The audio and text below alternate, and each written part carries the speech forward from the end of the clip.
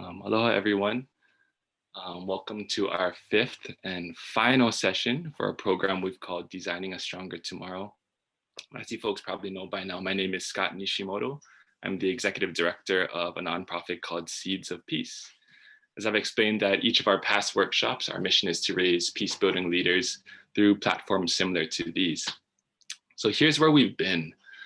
About a year ago, we were first introduced to this pandemic, COVID, and for so many in our community, the thought of tomorrow, the thought of the future was a really scary, intimidating thought. You know, just in my own incredibly privileged world, my wife lost her career. My daughter and my nieces and nephews had to be pulled from school. A couple of my closest friends, elderly parents, suffered and really suffered through COVID. But as tough as it was, we also saw this incredible sense of resilience, right? And this resilience came in the form of courage and collaboration to start thinking about tomorrow and to start designing for a stronger tomorrow. So here we are at our final workshop in this series of 5. Today we're going to finish just like we began with our Seeds of Peace co-founders, Dr. Maya Soetoro and Dr. Kerrie Urosevich. After Maya and Kerrie share with us, we're going to give the floor to our action planning groups who've been working kind of behind the scenes. They've been working with us over the past few months to reimagine education, to reimagine racial justice, to reimagine economy, and to reimagine climate action.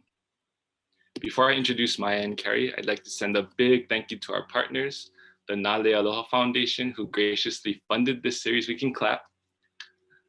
Charlene, Checo, I'm not sure if you're on this call, but thank you both so much. Charlene and Checo were really responsible for us getting the funding for this program. I also want to thank the Institute for Climate and Peace and the Matsunaga Institute for Peace for being our partners in this venture.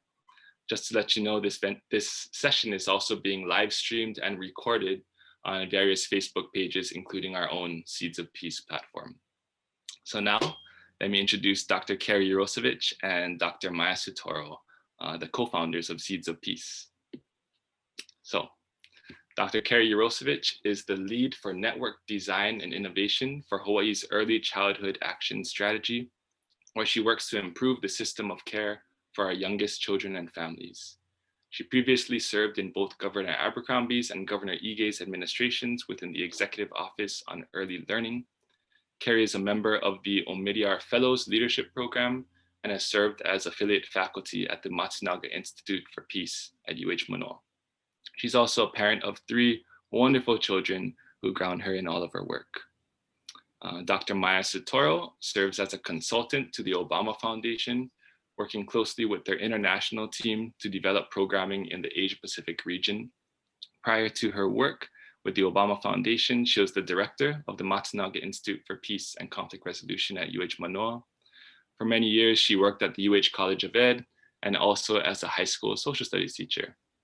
Maya is the co-founder of the Institute for Climate and Peace and the Peace Studio, and she's also an author of one of my daughter's favorite books. It's called Ladder to the Moon. Look it up. And on a more personal level, Kerrie and Maya are dear friends. They're dear colleagues and mentors to me, and I'm just really lucky to have them both in my life. So, yeah, without further ado, Kerrie, Maya, take it away. Give me a sec to share my screen. Mahalo, the floor is yours. Thank you so much to all of you. I love seeing your beautiful faces on a Saturday morning. So grateful that you're here with us for this final Stronger Tomorrow series. And we really hope that, you know, especially if you've been with us this year, that you are feeling stronger today than you were yesterday, whether it's through conversations at the dinner table, or school, place of worship or work. You know, we really hope that you have felt more and more the power to visualize and imagine that beloved community and to make it real inch by inch. Thank you, Scott, for shepherding, stewarding us through some rough seas. I want to first thank you, but also all the Seeds of Peace team and our partners and all of you attendees.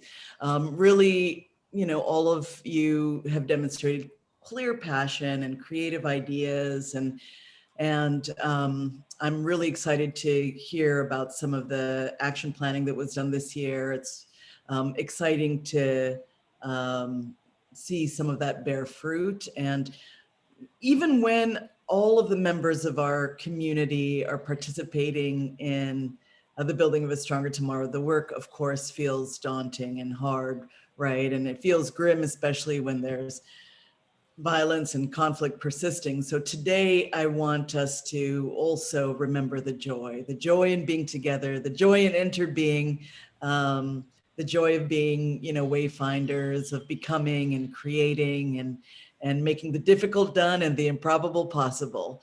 And I really ask us as we hear from members of our community to use their example, their stories and their actions as a way to motivate your own and to ward off any despair, but to remember that there is so much that each of us can do to nourish and grow greater justice and inclusion and imagination and dignity and health. And we can, even if we can't pressure the levers of policy, of course, do grassroots advocacy and find those community source solutions and interventions and artistic reimagining. So anyway, and the more that we talk about peace, justice, and conflict transformation, the more that we make it central to our identities, I think is a big part of what I want us to remember today and tomorrow. This notion that the daily work of schools, the daily practice of relationship building and the daily engagement in our workplace should be part of creating a more, peaceful and stronger tomorrow. So with that, I'd like to welcome Kerrie to open up and share a bit about us for those of you who know us less.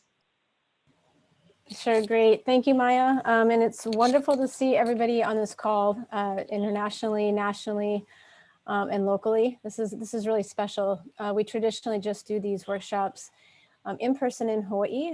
So when we look at silver linings of COVID, I think this has been one silver lining, is that we've been able to connect with so many of you across the different places that you inhabit in this beautiful planet. And so we're just grateful to have you here this morning. A special shout out to my parents who are joining from Omaha, Nebraska. They're in their 70s, committed to social change, and just grateful to have everybody together.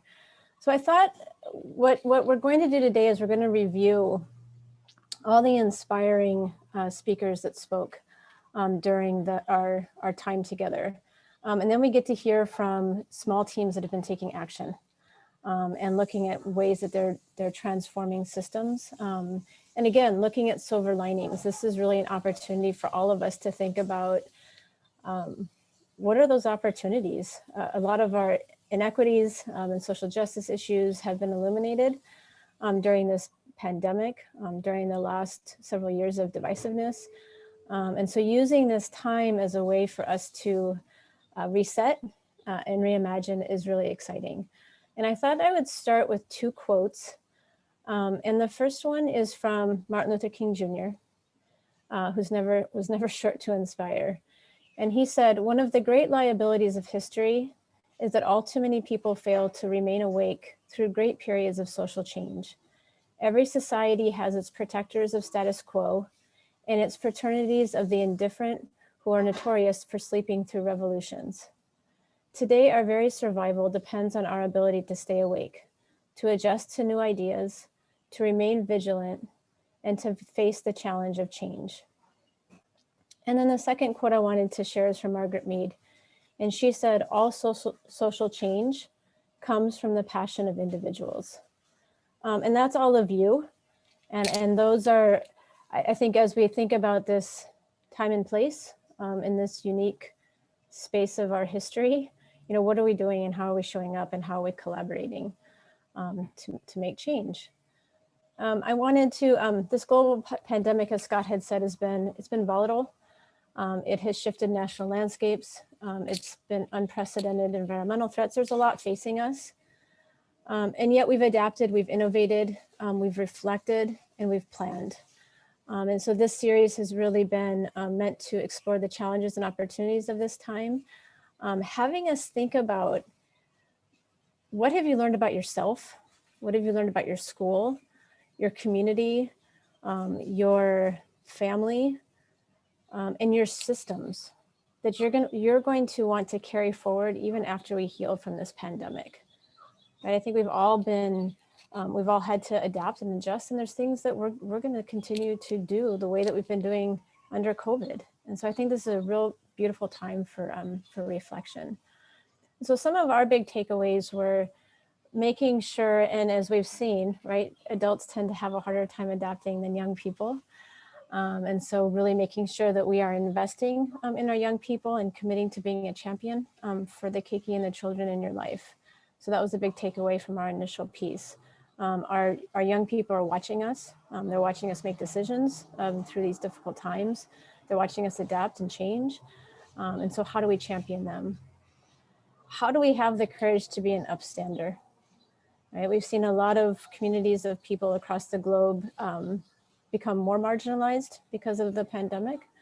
We've seen certain people and certain groups of people be targeted from hate crimes. So what is our role as we show up every day to be that upstander? And then how do we connect across cultures and beliefs during these divided times? This is probably one of our greatest challenges and probably one of the most important to solve, is how do we sit in that space of discomfort when there's division? How do we stay curious to what others are thinking and believing and the ways that they're showing up? And how do we find some of those common touch points or peace points between people and between ideas that can help move our societies and our communities forward? People are human first. We like to talk a lot about universal needs, and Maya, I'm sure, can share a lot about that. We all have universal needs of feeling safe, right? Of feeling love, of feeling respected. And how do we make sure that we're creating space where everyone feels those basic needs and those universal needs are being met first? And that's where we start. And I think, Scott, were we going to watch this video? Yep.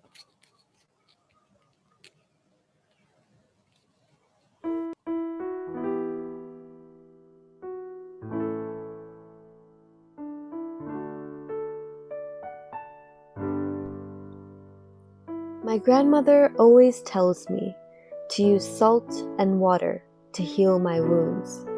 She asks about the news, and they tell her that this pandemic is a cruel, heartless, inhuman monster.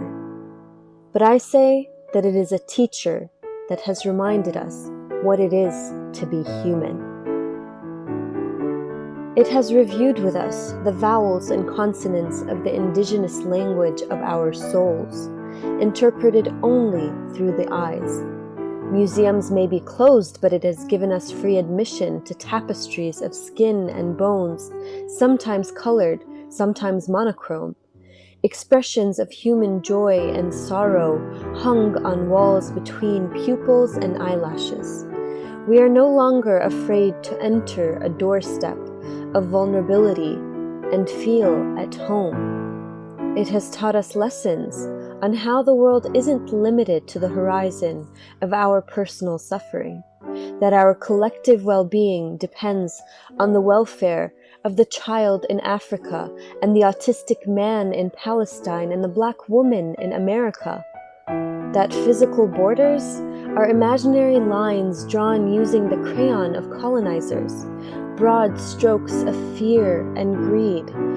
We have been conditioned to color inside those lines, to be afraid of touch, of trust, of feeling too much for refugees, only seeking protection, or beggar children, only begging for compassion. And through educational field trips to crowded emergency rooms and hospital beds, this pandemic has taught us how mortal we are, that we are just the blink of an eye, a kind smile, an extended hand, a flash of light in a century-long night. We exist in the single breath that a human takes with relief, because as we breathe, we inhale invisible viruses, veiled biases, systems that create poverty and blame the poor for it, wars that are rarely about differences, but always about profit. Some pandemics manifest in orange life vests on cramped boats, in a knee to the throat, with the resounding words, "I can't breathe." We can't breathe.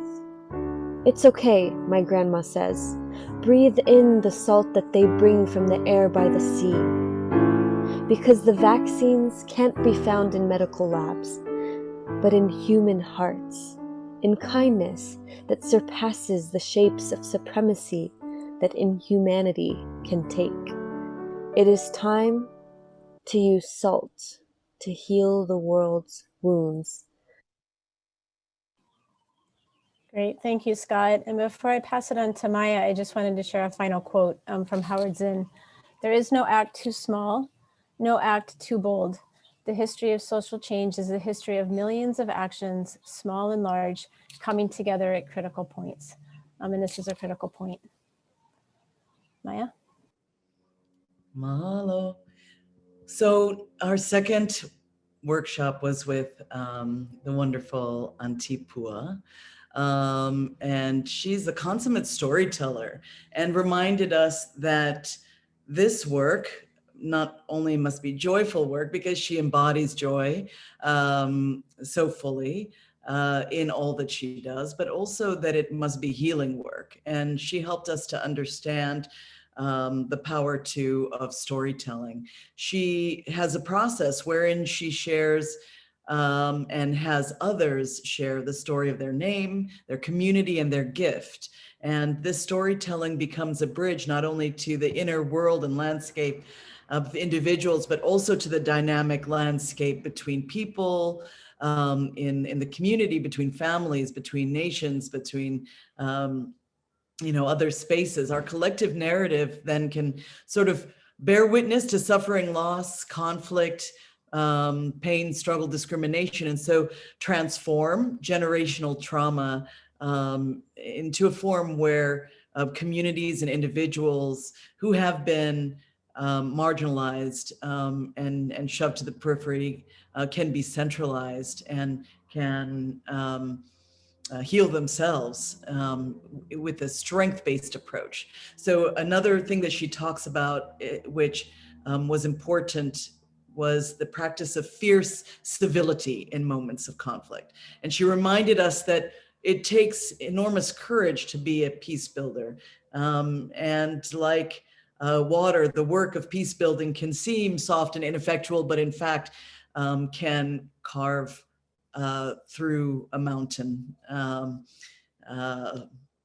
that is again embodied in her person, as well as her practice. She also reminds us that this notion of leadership that we privilege is something that we should not see as a top-down and singular matter, that leadership happens everywhere.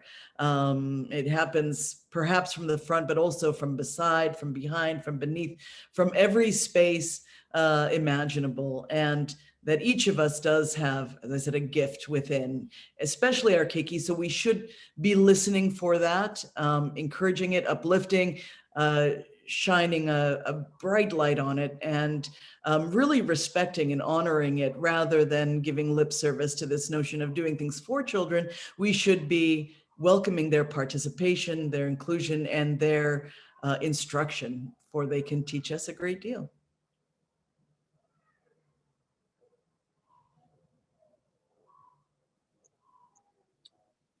Now, I'm going to tell you the story that I think really represents what a gift is. So I did this process with a group of 11th and 12th graders at Waiʻanae High School, which is the high school in my community. And there were 12 of these young people, and we went around the circle, and all of them told the story of their name and their community. And most of them told the story of their gift. But we came to this one young guy, and I still see him. He told his first 2 stories, but when it came time to tell the story of his gift, he pushed back against me and he said, "What, miss? What kind of gift you think I get? Huh? I stay in this freaking special ed class. I get hard time read, and I cannot do that math stuff. And why you make me shameful ask me that kind of question? What's your gift? If I had gift, you think I'd be here?" So he just shut up and he shut down. And I felt shame because I made him shame. So I shut up and I shut down and I started to gather all my stuff and put them in a bag. And I took off. Never say sorry. We never talk about it. Never try to make better. But you know, every community, there's always some place you're going to see everybody you like see and everybody you know like see. For in Waianae, it's Tamura store. So I'm going in Tamura store and I'm pushing my wagon. And then I see that boy in the aisle right in front of me and his back is faced toward me. And all I can think of is run. So I'm backing up and I'm trying not to hit anything. And I'm praying that guy don't turn around and yell at me again. So of course he turns around and he looks at me straight in my eyes and he throws his arms open like that. And he says, "Auntie." So I went from miss to auntie. "Auntie, I've been thinking about you, you know. I've been thinking, what my gift, you know?" That auntie told me I got gifts, I better find them. So auntie, I've been thinking about it, you know. So I looked up at him and I said, "So brother, what is your gift?" He said, "You know, I have a hard time reading and math are hard for me. But auntie, when I go in the water, I can call the fish, you know. And the fish, he come every time. Every time I can put food on my family table. Every time. And sometimes when I stay in the water at a shark, he come, you know, and he look at me. And I look at him and I tell him, "Uncle, I'm not going to take plenty fish. I'm going to take 1, 2, just for my family. All the rest, I leave for you." So the shark, he tell me, "Hey, you cool, brother." And I tell the shark, "Hey, uncle, you cool." And so, you know, the shark, he go his way, you know, and I go my way. You know, I think that's my gift, you know. So when I work with DOE and KSPE, I ask them, are we finding the gift of our children? Are we teaching to them? We have to be able to see what the gifts of our children are. But it starts with us seeing what our gift is. What is your gift? You got to know what it is because you got to take care and you got to share it. And you got to figure out how you're going to bring out the gifts in others.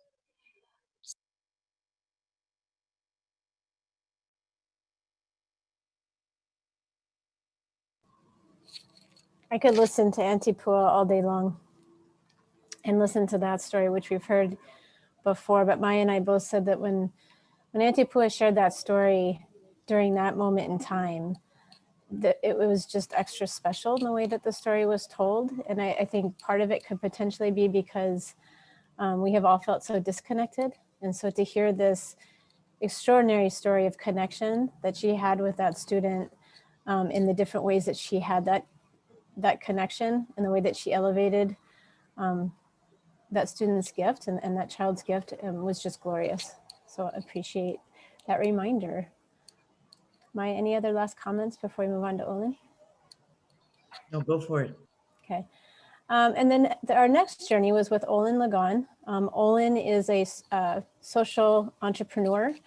He is an extraordinary, I like to say, I posted on his Facebook, I love his brain. He's just a very creative, very innovative problem solver. And what we learned from Olin is that simplicity inspires. He started Kanu Hawaiʻi, an organization that has mobilized thousands of volunteers around the simple prompt, "I will." It was a commitment prompt, and it's been a very successful movement. The next thing we learned was that roadblocks are gifts to solve. Talk about a reframe. You know, that's something we can use in our everyday lives. During the pandemic, Olin and a small team set out to build emergency ventilators.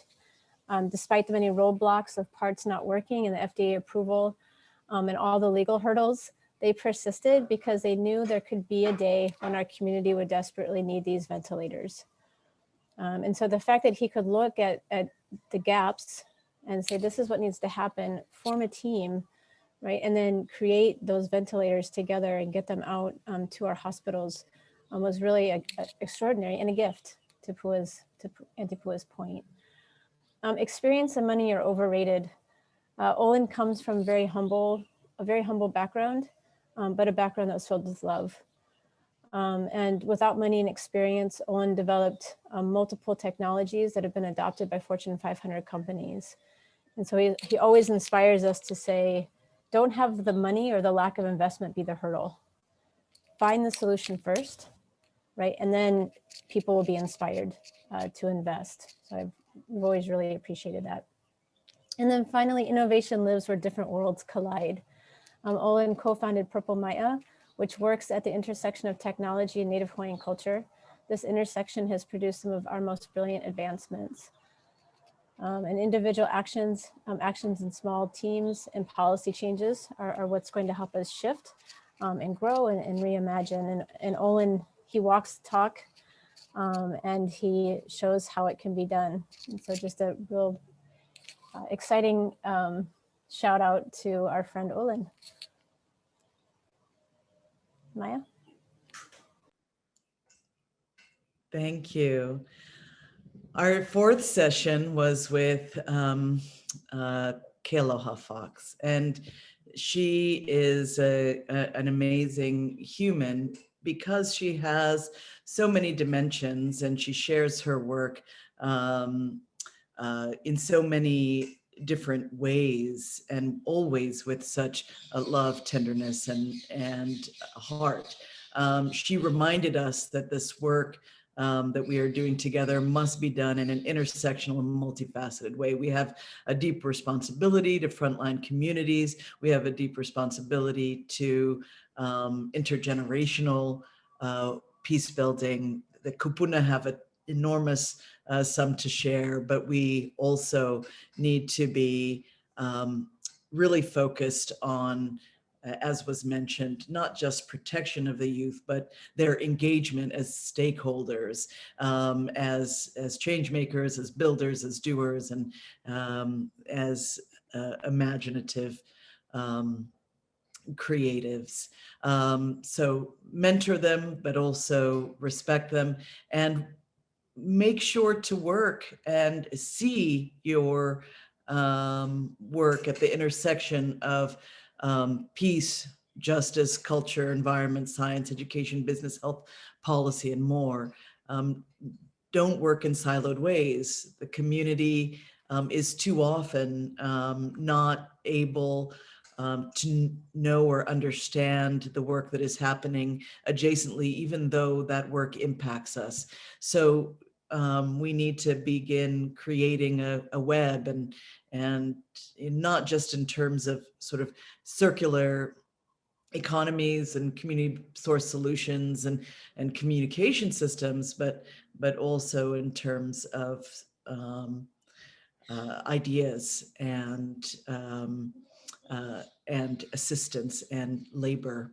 And one of the greatest lessons we can share with leaders, decision makers, and thought innovators in looking at an economy for the future is to invest in women and to invest in girls. And she made that argument with data quite compellingly. And so we really wanted to highlight that mandate and to remind you that, you know, the work that we do together at Cities of Peace with Girls Talk Back and in other spaces is essential, that we have seen during the pandemic that girls and women have suffered more acutely and have shouldered a greater portion of the burden and weight of this pandemic, as is too predictably and often the case. So thank you for issuing that reminder, Kealoha.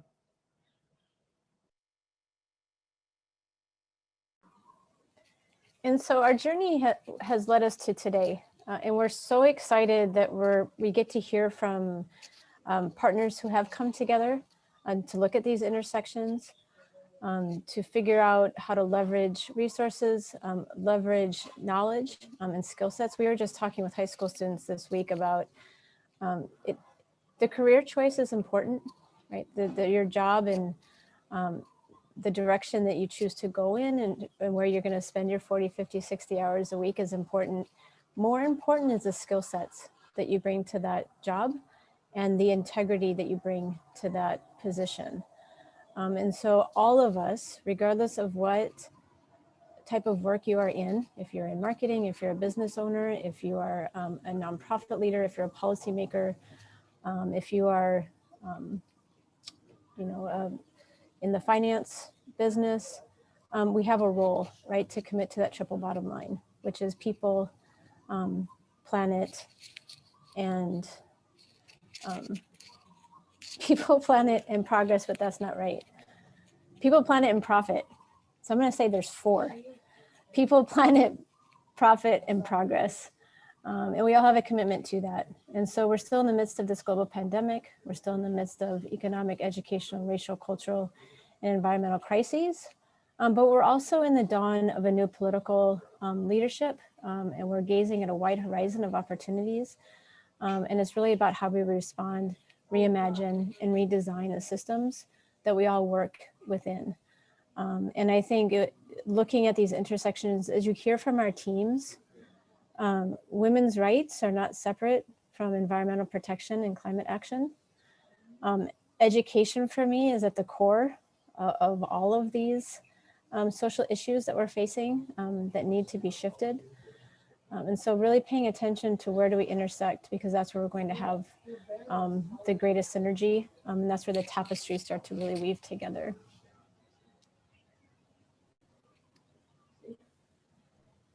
Next. And the ways of doing that, going back to our 7 seeds, is the responsibility that we have to ourselves to grow our critical thinking skills and to have the courage to engage. The interactions that we have with others, the ways that we problem solve with still holding a deep sense of relationship and respect, the compassion that we show to those who are struggling the most, the way that we build community through commitment, the collaboration across sectors, and the connection, right? And connecting with one another, but also finding the connection and intersectionality between our shared goals. And so that's where we started. It is a compilation. We like to talk about the constellation of these seeds and how do we make sure that we're touching on each of these. And we're gonna close out with a inspirational video that Maya will introduce and wrap up. Thank you, Kerrie. Mahalo. So, I am not myself an artist, but I support, promote, enjoy deeply the arts, because the arts create that deeper sense of possibility, safety, reparation, reconciliation can take place when we hear the arts and feel that strand of forgiveness through empathy. We can infuse trauma with new light. We can transcend suffering and see beyond it sometimes. And of course, we've been talking about how our youth play an important role as agents of change and critical actors in transforming conflict and building peace and justice. So with that, I'll speak about it a little afterwards, but I'd like to just start by queuing up an artist and peace builder that now everybody knows, Amanda Gorman. It's an earlier piece, and I hope you enjoy it.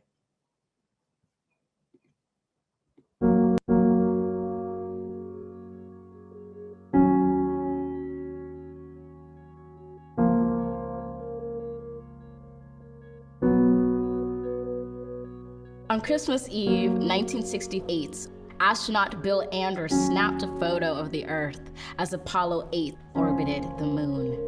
Those 3 guys were surprised to see from their eyes what a planet looked like an Earth-wise, a blue orb hovering over the moon's gray horizon with deep oceans and silver skies. It was our world's first glance at itself, our first chance to see a shared reality, a declared stance, and a commonality, a glimpse into our planet's mirror. And as threats drew nearer, our own urgency became clearer as we realized that we hold nothing dearer than this floating body we all call home. We've known that we're caught in the throes of climactic changes some say will just go away, while some simply pray to survive another day. For it is the obscure, the oppressed, the poor who, when the disaster is declared done, still suffer more than anyone. Climate change is the single greatest challenge of our time. Of this, you're certainly aware. It's saddening, but I cannot spare you from knowing an inconvenient fact, because it's getting the facts straight that gets us to act and not to wait. So I tell you this not to scare you, but to prepare you, to dare you to dream a different reality where, despite disparities, we all care to protect this world, this riddled blue marvel, this little true marvel, to master the verve and the nerve to see how we can serve our planet. You don't need to be a politician to make it your mission to conserve, to protect, to preserve that one and only home that is ours. To use your unique power to give next generations the planet they deserve. We are demonstrating, creating, advocating. We heed this inconvenient truth because we need to be anything but lenient with the future of our youth. And while this is a training in sustaining the future of our planet, there is no rehearsal. The time is now, because the reversal of harm and protection of a future so universal should be anything but controversial. So, Earth, pale blue dots, we will fail you not, just as we chose to go to the moon. We know it's never too soon to choose hope. We choose to do more than cope with climate change. We choose to end it. We refuse to lose. We do this and more, not because it's very easy or nice, but because it is necessary. Because with every dawn, we carry the weight of the fates of this celestial body orbiting a star. And as heavy as that weight sounded, it doesn't hold us down, but it keeps us grounded, steady, ready, because an environmental movement of this size is simply another form of an earthrise. To see it, close your eyes, visualize that all of us in this room and outside of these walls or in these halls, all of us change makers, or in a spacecraft floating like a silver raft in space, and we see the face of a planet anew.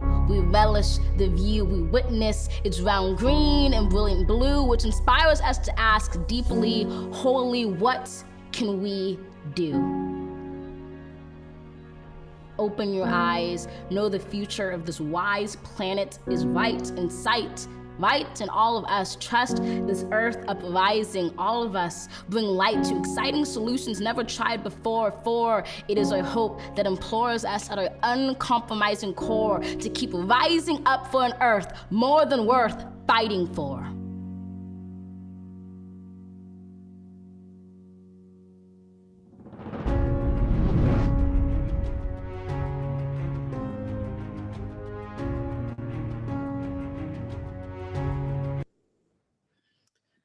And so, like climate change, peace, positive peace and justice sometimes feels impossible. But it isn't. It's difficult, it's messy, it requires enormous persistence and courage, and it's never, a completed task. But so many have succumbed to climate grief, right? And we see people doing the same when it comes to conflict and injustice. But we mustn't, right? We, like Amanda, we must find ways to honor what we can do and renew our determination, and we can do things. Maybe we're not able to really contribute to carbon extraction, but we can compost, grow gardens, support local, organic farmers, build those circular economies, fund community solutions, honor indigenous wisdom, frontline communities, transform the role of the military, maybe from within, or outside, support women climate entrepreneurs. We can change our relationship to stuff. We can become minimalists, educate ourselves, educate our children about the magic and the magnificence of biomimicry and nature-based designs. We can ally with others and challenge our organizations to build coalitions for reusable energy, drawdown, or climate justice and community, and more. So let us think about those things in an expansive way in ourselves, in powerful and courageous ways. And yeah, thank you for being here. And it's time to hui up. For those of you that aren't from Hawaii, the word hui means group. It means to come together. And I just want to really spotlight so many in Hawaii over the last 9 months. We have now a broadband hui, we have a digital equity hui, we have a energy equity hui, we have an ag hui, we have a chef hui. All of these huis that have popped up over the last 9 months is extraordinary. And you get to hear within our own Seeds of Peace community the other hui that have come together. So mahalo everybody, and grateful for everybody on this call. Thank you so much, Maya and Kerrie. We are a little behind schedule, but how can we listen to Maya and Kerrie and not open it up for at least 1 or 2 questions, right? So I should have mentioned this earlier, but if anyone has any questions they'd like to throw into the chat, feel free to do so now. While we wait, Maya, Kerrie, any final words as we move on to our next segment? Well, I would love to, because I've been getting like a daily poem and we've been doing Joy Harjo lately. So this one, I'll just read one segment of it. It's called the end of For Calling the Spirit Back from Wandering the Earth in Its Human Feet. It's written in 1951, but I just, again, I feel compelled. So here goes. Don't worry, the heart knows the way through, though there may be high rises, interstates, checkpoints, armed soldiers, massacres, wars, and those who will despise you because they despise themselves. The journey might take you a few hours, a day, a year, a few years, 100, 1,000, even more. Watch your mind. Without training, it might run away and leave your heart for the immense human feast set by the thieves of time. Don't hold regrets. When you find your way to the circle, to the fire kept burning by the keepers of your soul, you will be welcomed. You must clean yourself with cedar sage, other healing plants, cut the ties you have to failure and fear, let go the pain you're holding in your mind, your shoulders, your heart, all the way to your feet. Let go the pain of your ancestors to make way for those who are heading in our direction. Ask for forgiveness. Call upon the help of those who love you. Those take many forms: animal, element, bird, angel, sage, saint, stone, or ancestor. Call your spirit back. It may be caught in corners and creases of shame, judgment, and human abuse.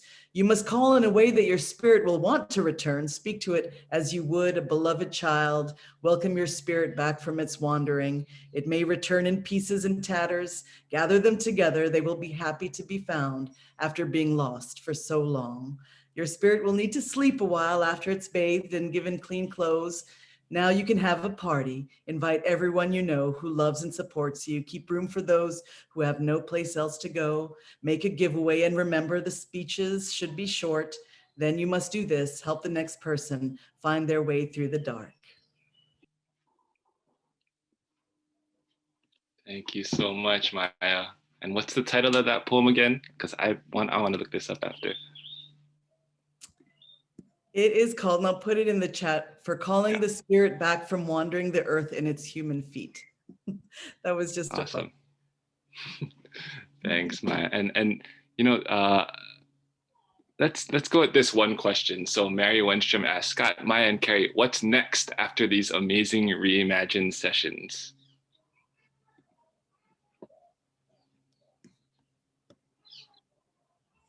I'll start. Well, immediately after this, we are going to be hearing our action planning groups. And I think that kind of signals the beginning to some really, really good work. So you're going to be hearing from Dan Kinzer and our Reimagining Education team, and Liam and our Racial Justice team and other teams. And they are going to be giving you, they're going to be sharing what they've been working on, but also asking for some help in tackling some of these issues, because they'll admit that they can't do this alone. So what's immediately next for all of us?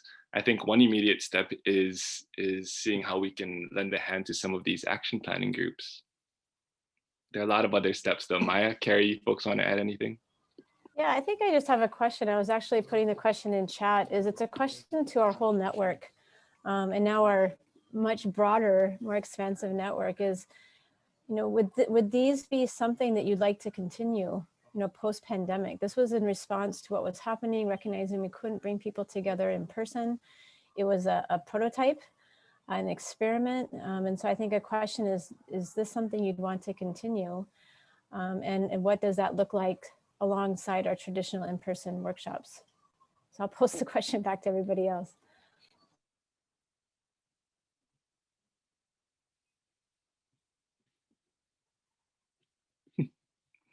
I'm seeing some thumbs up. So immediate positive feedback on that question, Kerrie.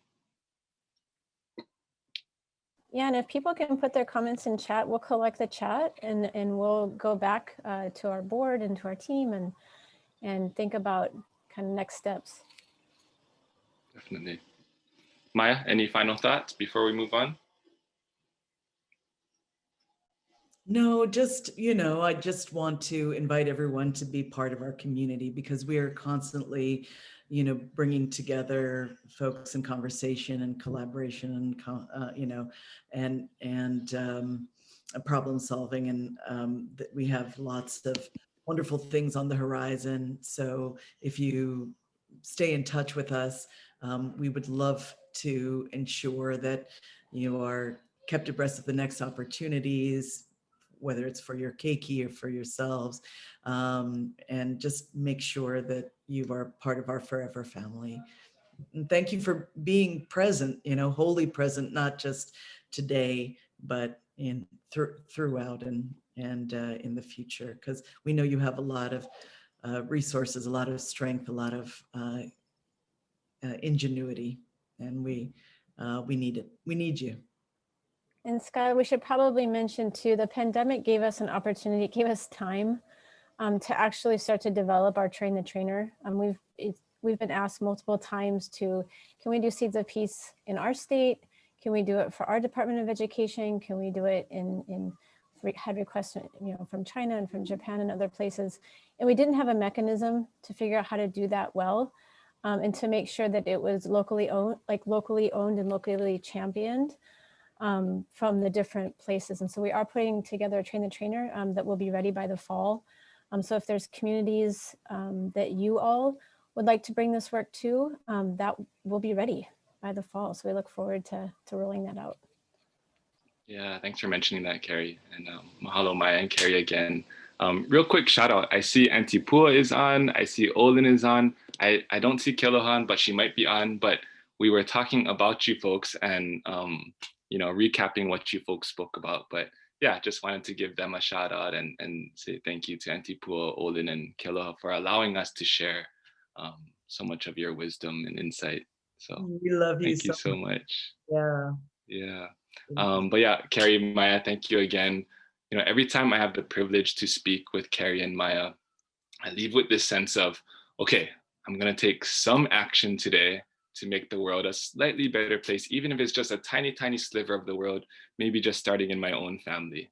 That's how I feel every time I have the privilege to speak with them. And I hope you folks feel a little bit of that as well. So grateful to you both. Okay, so now over the next segment of our program, we're going to be hearing from our 4 action planning teams. And just want to give you folks a little bit of context. Over the last few months, we've had the privilege to work with each of these teams to, you guessed it, to design a stronger tomorrow. We built a team tasked with reimagining education, a team tasked with reimagining racial justice, a team tasked with reimagining economy, and a team tasked with reimagining climate action. One thing I want you all to notice is that these teams are not composed of only executives or lawmakers or those typically in charge, right? For example, the Reimagining Economy team contains individuals who've been laid off during this pandemic. And the Reimagining Climate Action team is made up of young adults who will feel the worst effects of climate change during their lifespans. I want you folks to also note the intersections between each of these action plans, as Kerrie and Maya just talked about. So, in my eyes, what you're about to see, this is what peace building leadership can and maybe should look like. I also want to say that this is an opportunity for you all, our audience, to learn about these action plans and get involved with each of these movements. Like I said earlier, each of these groups will admit that they can't do this alone. They can't do this work alone. And we love the unique skills and gifts from you all to be part of these movements. Okay? So without further ado, first up, I'd like to introduce our Reimagining Education team. This team is led by our friend Dan Kinzer. What's up, Dan? And facilitated by our longtime Seeds team member, Steve Chinen. How's it going, Steve? Really quick bios on them both. Our team lead, Dan Kinzer, is the founder of Pacific Blue Studios, a growing network of youth-powered exploration, design, and innovation studios, leveraging biomimicry, indigenous innovation, and conservation technologies. He's an educator, a designer, an adventurer, and an ocean lover. He spent nearly 2 decades living and learning across more than 70 countries and all 7 continents. Who can say that? Including an expedition to Antarctica with National Geographic. Dan has helped to create and lead programs with young leaders and multiple community partners such as UH, Punahou, Seeks, MidPac, Oceanit, Purple Mai'a, Education Incubator, Malama Mauna Lua, and the Polynesian Voyaging Society. Our team facilitator, Steve Chinen, he's an educator of over 35 years, serving youth from preschool through college. He's a proud grad of Hawaii Public Schools, Farrington, right, Steve? Yep. Farrington grad.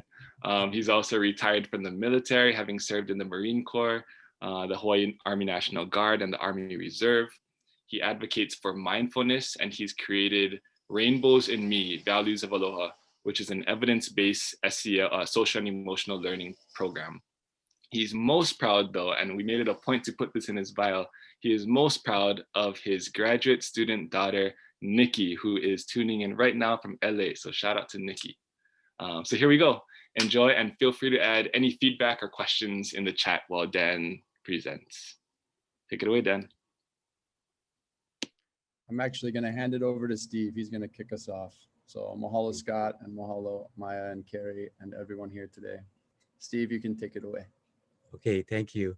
Good morning, everyone, and aloha.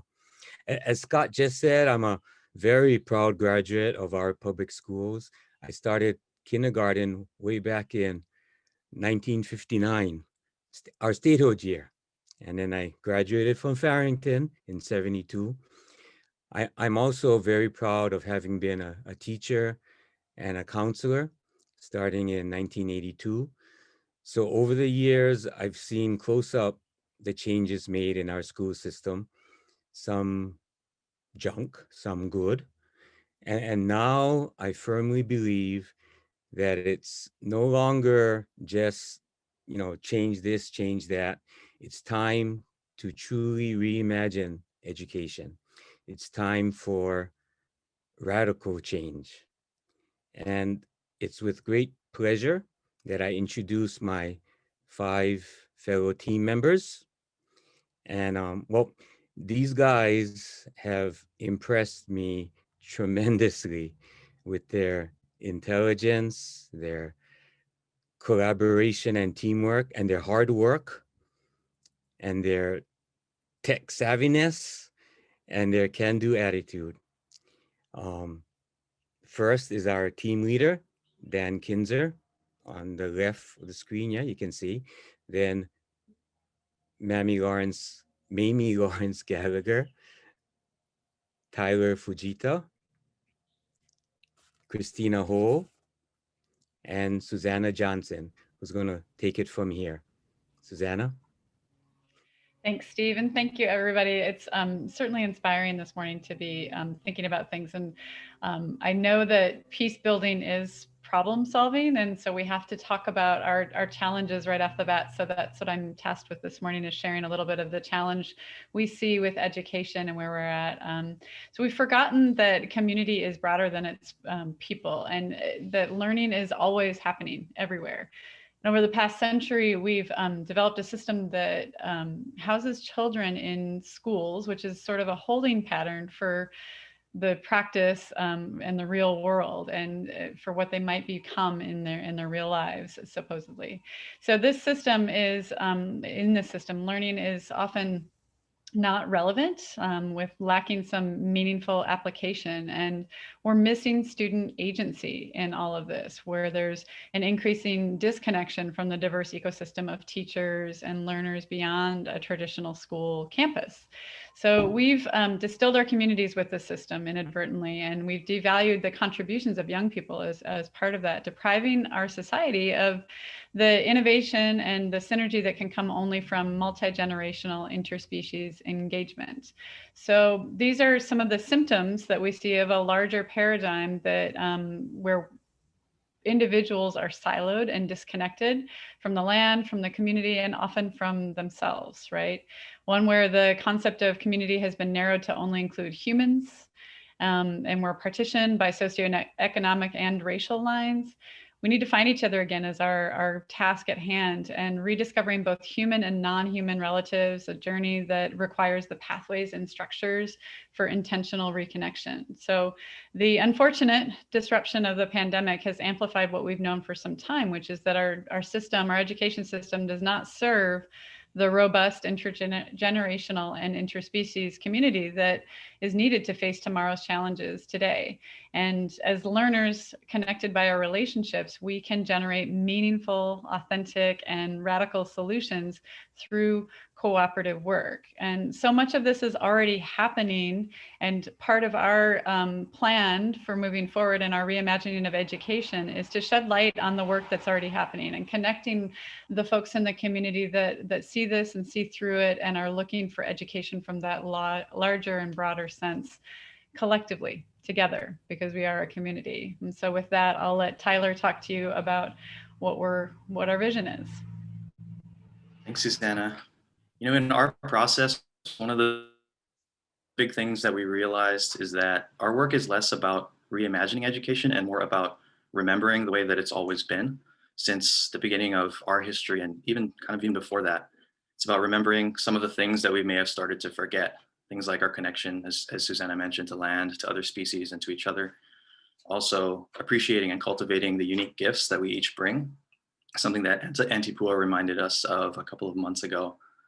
And it's also about remembering that learning doesn't just happen in one place. It's always happening. There's no linear path of completion, and it's really an inherent part of our life and of our experience. So in many ways, we're kind of viewing this as a healing journey that we'll be embarking upon together.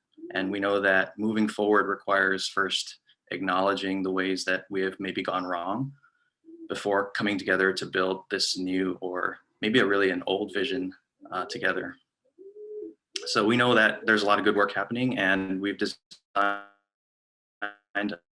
tools that will help us to amplify and connect this work. And I'll hand it off to Christina to talk about our first tool.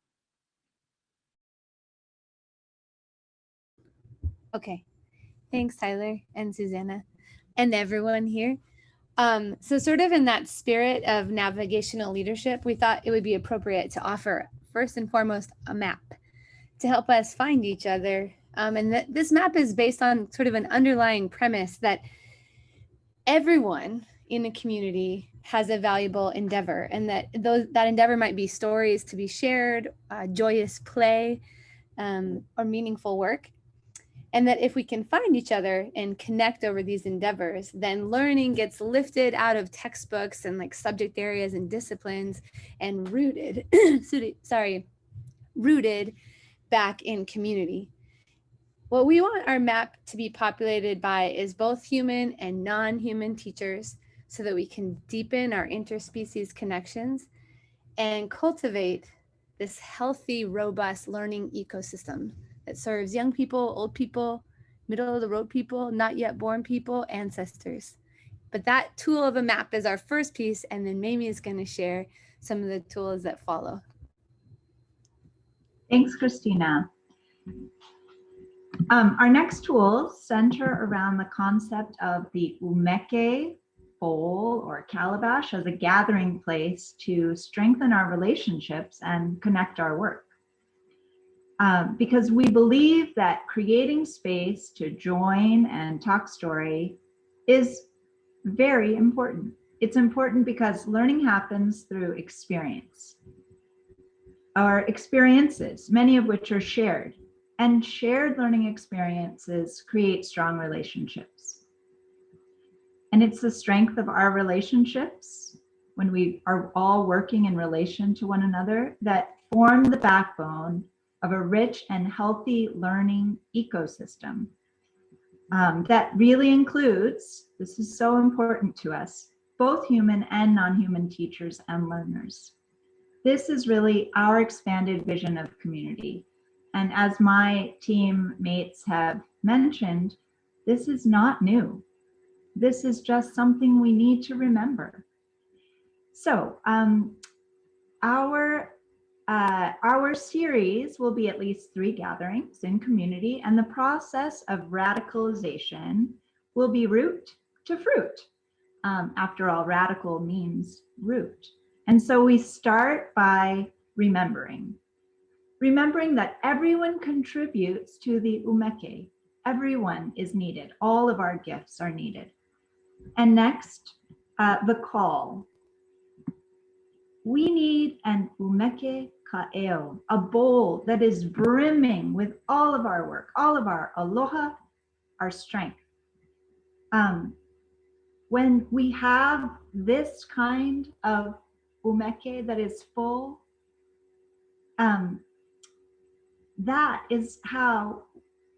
this is what will lead us to radical change. And it will show us the path forward, or the many possible paths forward. By activating and amplifying our collective work, we can ho'o umeke together. And this is how our communities will bear fruit. We know that we can generate effective solutions together, and we know that we can create abundance. So we're really looking forward to launching our first series between April and August of this year, and seeing all of you and yours around the calabash. And now, Dan, would you please show our friends how they can access and join our Reimagining? Absolutely.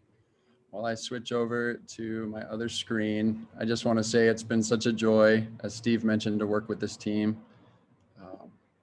Oh, just kidding. That's not the right screen.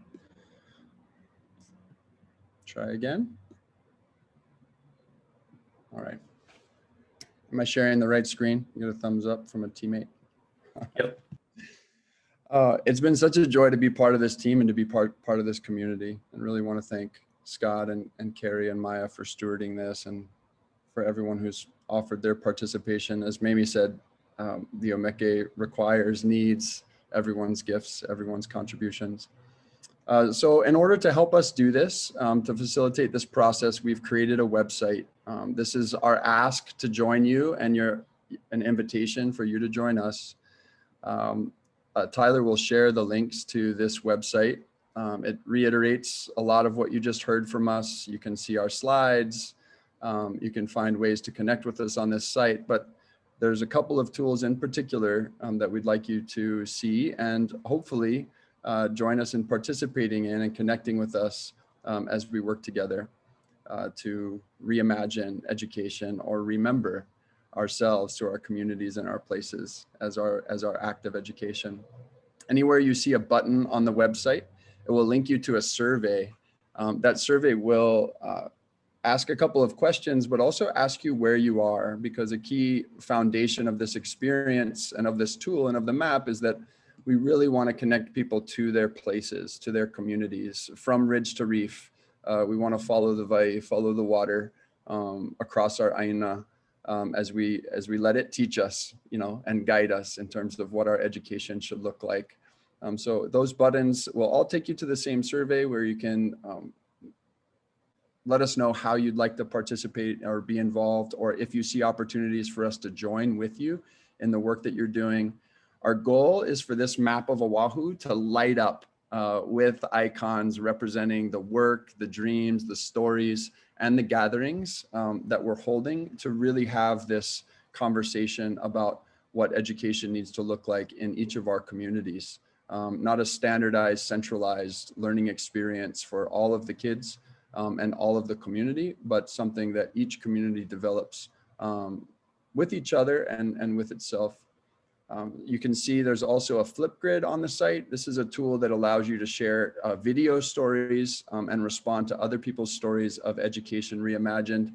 And there's a topic on that Flipgrid inspired by Auntie Pua's Guts on the Table and building beloved community practice as well. So we'd love to get to know people who are interested in joining with us, which we're hoping is all of you. And yep, there are opportunities to join the 6 of us in continuation of this work.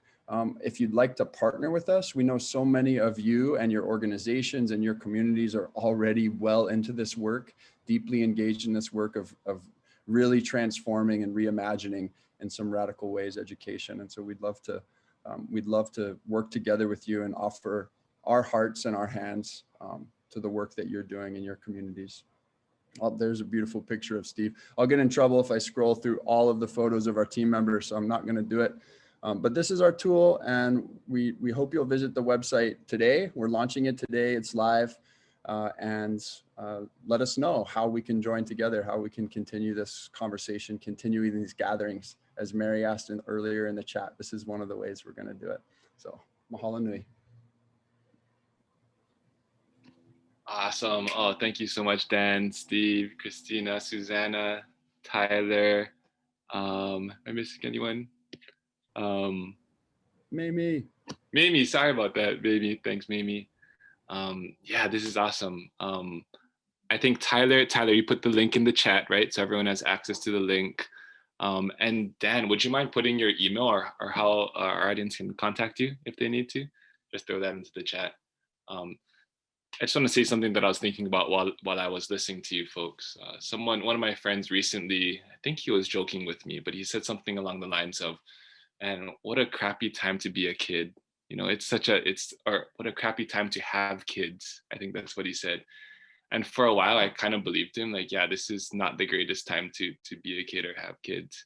But then, you know, I see something like this and I see so much of the good work so many people are doing in education right now. And, you know, maybe I shouldn't be feeling that way because there's a lot of exciting things happening. And once my daughter's 3, so once she is of school age, hopefully she can benefit from some of these big changes. So yeah, thank you folks so much for sharing that.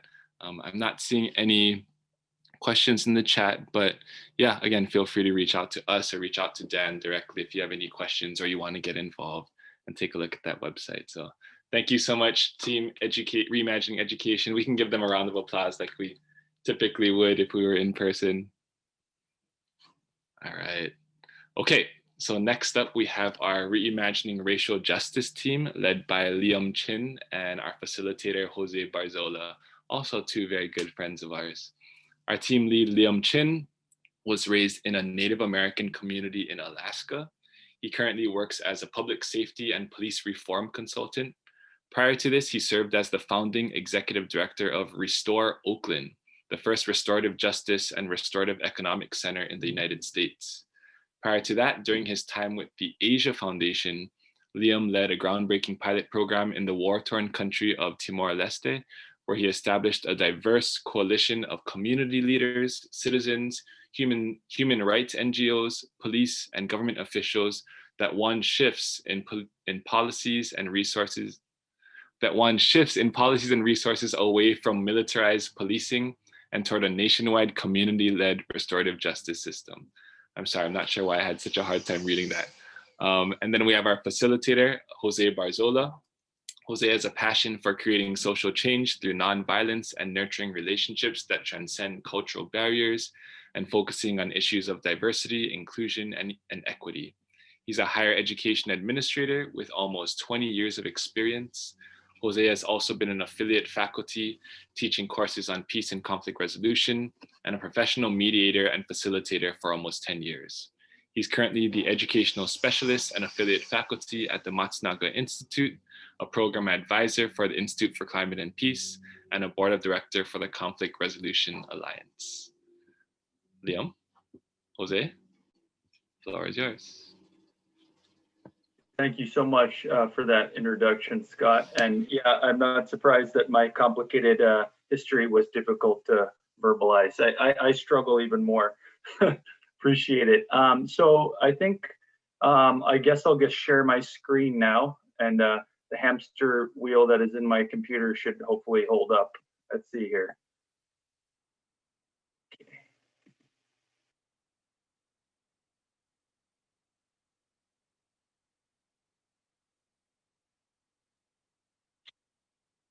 Okay. Okay, hopefully that's okay. Is that all? Is that working there? Okay, good. Thank you. I'll have to admit this is my first Zoom presentation. I've always presented in person, so have mercy on me, please. So thank you again for the introduction. I just wanted to start by sharing who has been part of this amazing Reimagining Racial Justice team.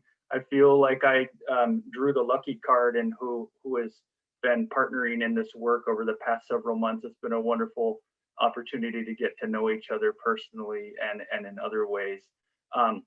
So at first, I've been introduced, so throw me off the list there. Punihe Leip is, among many titles she holds, she's the director of the Truth, Racial Healing and Transformation Center at UH. She's also a Native Hawaiian Affairs Program Officer at UH and was also an Obama fellow most recently.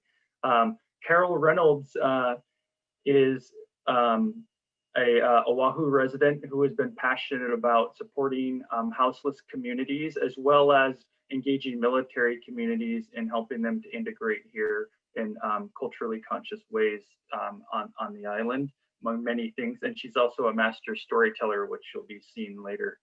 Jose, I think you were just introduced masterfully by Scott. So on to Jamie De La Cruz is currently the principal at Kaimuki High School. And Joe is currently a doctorate student at UH Mānoa and in psychology. She's also a yoga practitioner and teacher, in particular trauma and informed yoga, and as well as an expert in mindfulness, and she does workshops in mindfulness as well. Leanne Healy lives on the Big Island and is the director for innovation and transformation at West Hawaii Community Health Center. And then Greg Louie is an aspiring Indigenous futurist, writer, and storyteller. So I just want to say again what an honor it has been to work with this team, and for me being relatively new to Hawaii, it was such a welcoming and educational process for me to work with this team and learn from their wisdom. So with that, and we'll be hearing a little bit more about our work, each of you, our respective work through this presentation. So one of the first things we did as a team is we used something called Kumu Mapping, which is we laid out sort of all the different activities and things we're doing in our work professionally and personally in our lives to get a sense of sort of the ecosystem of what we all are doing here in Hawaii and beyond. And in that process, we collectively looked at what we'd laid out and tried to find categories and themes, as well as communities that we work with. So in creating this map, for example, we noticed that a lot of our work related to healing and care, whether it was restorative community building, training, or racial healing circles, trauma healing workshops. We saw that as a sort of a category of healing and care. Also bridge building on the Big Island, there's work, Leanne had mentioned work with traditional navigators to build bridges and among leaders and heal communities. We also noticed truth and reconciliation work. So for example, Truth Initiative for Hawaii, fostering community-led safety solutions, and learning Hawaiian concepts and reconnecting, understanding kuleana. And then also inclusion and diversity came up there through mentoring. Carol works to mentor young women to love their own skin. There's also Joe serves on diversity committees with the Hawaii Psychology Association and University Hawaii Psychology Department. So I won't run through everything, but just to say these are sort of examples of the work being done. And then we were interested in what communities do we respectively work with. So for example, formerly incarcerated, houseless, Micronesian, military families, high school students and teachers, and religious communities, and so forth. So this map was a way for us to understand everything we bring to the table. And in doing that, one of the things we noticed was that all of us in one form or another seem to be working in ways that build pilina. And I'll stop there and hand it over to Joe and Punihei, who are going to explain a little bit more about the significance of pilina and how it relates to building racial healing and working towards racial justice. Yeah, aloha kako. Liam, can you hear me okay? Yes. Okay, great. Thanks, everybody. Aloha, I'm Punihei. So I'll just talk really quickly about pilina, this idea. And actually, I'm going to invite everyone. You can have your mute on as continued, but if you can just practice saying the word out loud, everybody can say pilina. And pilina is the contraction of two words, pili ana. So the action of making things close together, the action of connecting. And so I love that the group before us just talked about all the connections that we need to have, that we already have, that we're starting to remember we have between kanaka, between aina, between each other and within ourselves and our omo okuo, how are our genealogies. And so this idea of pilina that we recognize is like at the heart of reimagining, remembering all the things we need to do to be a holistic community again. And in addition, racial equity and racial justice. And we wanted to lean into this idea together. We think of pilina, this idea of reconnecting, reestablishing our relationships as the building block for then understanding what our kuleana is to each other, right? I cannot know how I can take care of Liam and how Liam can take care of me until we have a pilina, until we have a relationship, so that I know the kinds of aloha, the kind of care that he needs and him to me, right? So that's an example of the work that we need to do, and really trying to remember the ways that we do that here in Hawaii, but the ways that we can remember that across the world. And so that being a first step that we know we need to take. And so that's really kind of at the heart of what we leaned into as a group over time. And I'm going to turn it over to Joe, who's going to talk about that a little bit more. Mahalo. Mahalo, Punihei. So Punihei illustrated really beautifully how we define and think about pilina, right? So you might be wondering, how is pilina related to racial justice? Or knowing this group, you probably already have some pretty brilliant ideas in mind. So the relational perspective is really core, right, to Native Hawaiian worldview. And so we're thinking, well, maybe this explains why things like interracial marriage were always allowed in Hawaii, right? Which is to say, Hawaii is not without its discrimination and racism problems. That's why we have this group, right? We have them too. But it's pretty remarkable that the Kingdom of Hawaii, we never had the practice of slavery, for example. So like the education team, we're taking it old school. We're adopting a Hawaiian pilina perspective, right? We really see nourishing pilina as vital to achieving or at least supporting racial justice, because it's a journey, right? So the thing is, we're already connected. It's hard to remember sometimes in the middle of a pandemic, but we're connected by the air we breathe, right? We're connected by this aina that wombs us. So we're connected by the Black Lives Matter movement. Here you see a picture, Hawaii stands with Black Lives Matter. And all of us here, we're connected by values, right? And that is truly powerful.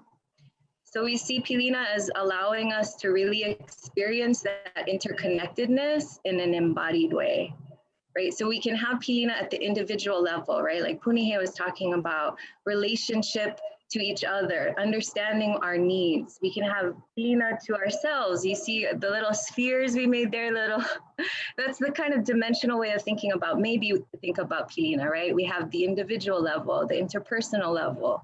And it takes courage, you know, if you have a relationship to self, that can be very healing, especially for those of us from historically and systemically oppressed communities.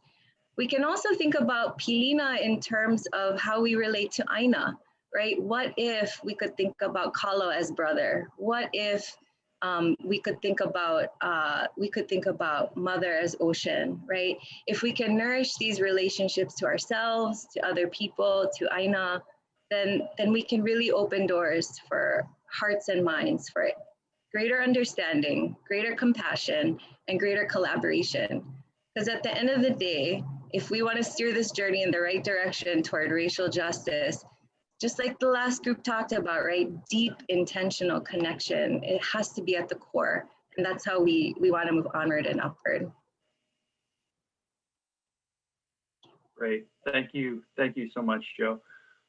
So in looking at the Kumu map that I showed in the beginning, that we produced of an ecosystem of our work, again, one of the things that we came to notice is that we're all working to build pilina in our own unique ways.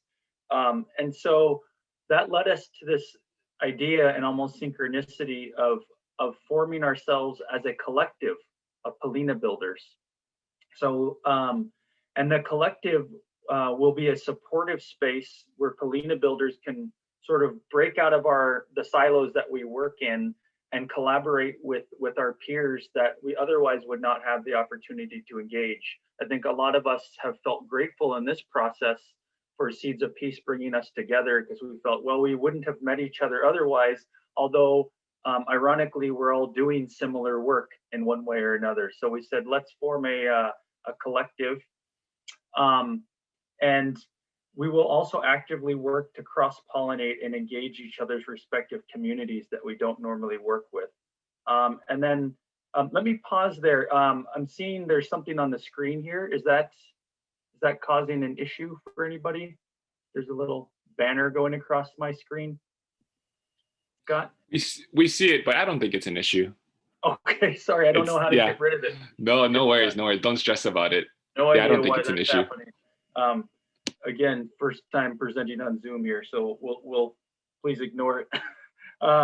So yeah, one of the things that the purpose of the collective is to really actively work to cross-pollinate and engage each other's respective communities that we don't normally work with. So for example, Jamie, as the principal of Kaimuki, he's engaging high school students, administrators, teachers, and myself as a restorative justice practitioner. I don't normally engage with communities like that. So being part of a collective offers that opportunity to cross-pollinate and engage each other's communities. So this collective is not limited to just us. We are actually calling on all pilina builders across Hawaii to join our collective, which we are planning to meet monthly. So I wanted to share some examples of potential collaborations that might happen as a result of being part of a collective. So racial healing circles between various communities, again, communities that normally we're engaging in sort of a siloed way, that we could bring together: university, military, high school students, Native Hawaiians, Micronesians, houseless. Another example is healing work with the Kofa community, in particular in the Big Island. Leanne had shared that 36% of the Kofa community in the state of Hawaii is on the Big Island. As you know, for the last 24 years, the Kofa community has been denied some basic rights, including Medicaid. And it was just recently in December finally reinstated after 24 years, but the process of being othered and seen as a second-class citizen definitely has caused a lot of harm. And so one idea, for example, is Punihei, who is leading doing training of racial healing circle keepers, could partner with Leanne, who's with the West Hawaii Community Health Center on the Big Island, to train racial healing circle keepers, and they could engage the Kofa communities on the Big Island. So that's an example. Also, Pilina workshops focused on mindfulness, embodied healing, and compassion. These are things that Joe is an expert in. Could bring together student groups across racial lines or other groups, houseless and UH students, to build Pilina, between people and communities. And another example is to partner with underrepresented communities to lift up their voices through storytelling and mo'olelo as a way, which we'll share in a second an example. And then lastly, I think I mentioned this before, but training high school students as circle keepers for restorative justice and restorative community building. So these are just potential examples that what we would call come out of a collective impact approach that happens when you bring a group of people who normally don't work together into a collective that have a common cause, and typically are working in different ways but towards the same goals. So I wanted to say that share that one possible project that we might do is a story collection project, healing mo'olelo project, where through the process of building Pilina, we know that stories are often shared. And so where appropriate with permission, we might record and share such stories of healing and struggle. So I wanted to give you an example of what one of those stories might look like through our own Auntie Carol, who has generously recorded a story for us that beautifully illustrates how Pilina is a powerful building block for achieving racial healing and racial justice. Go to that. Okay.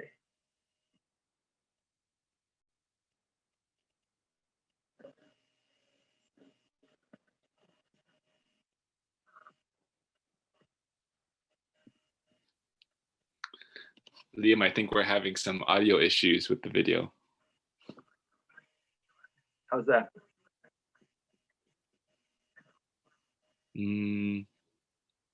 I'm still having trouble hearing it. I think we're all still having trouble hearing it. Okay. I'm not sure what's going on.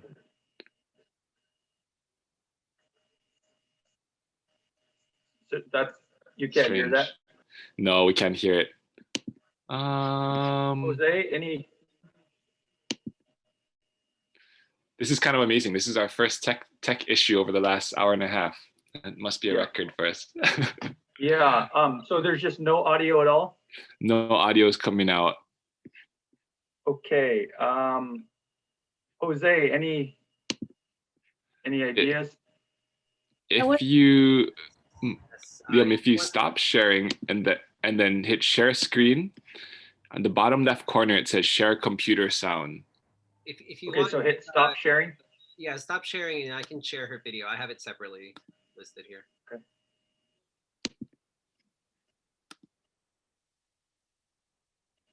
There we go.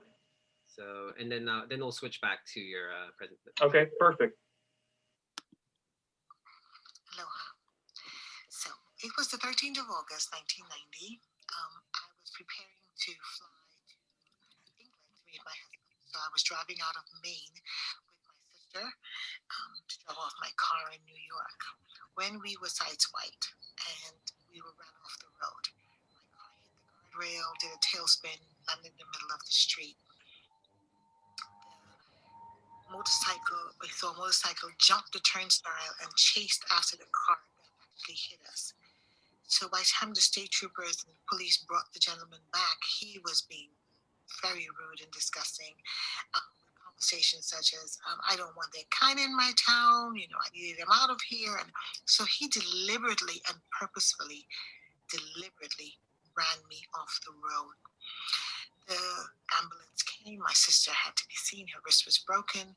The healing for for me came when the state trooper reminded me that I belonged wherever I wanted to be, that I can go and be wherever I choose to be, and no one had the authority or the right to stop me from doing that. That, yes, it reminded me of the goodness of people. It didn't matter what they looked like. And being from that particular area, you already had a reputation. There was a reputation of what state troopers and policemen were like in that area. So it was a blessing to my heart. Just like the project that we are creating today, some 30 years later, that he saw in me what I needed to see in him, and vice versa. So keep healing.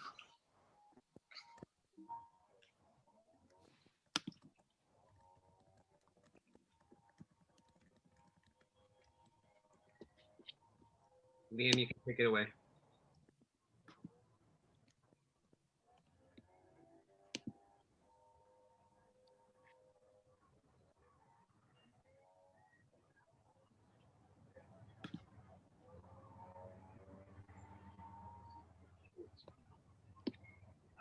Liam, you're on mute right now.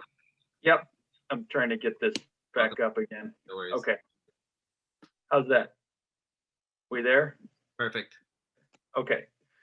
So just wanted to share apologies for the technical snafu.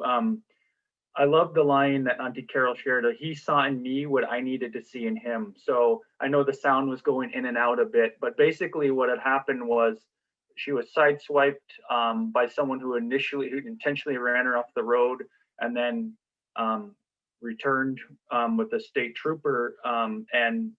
As the state trooper was sorting out the situation, the man was saying horrible things, "You don't belong here," and so forth. And the trooper actually stepped in and said the opposite. You have every right to be here," and had many very healing words.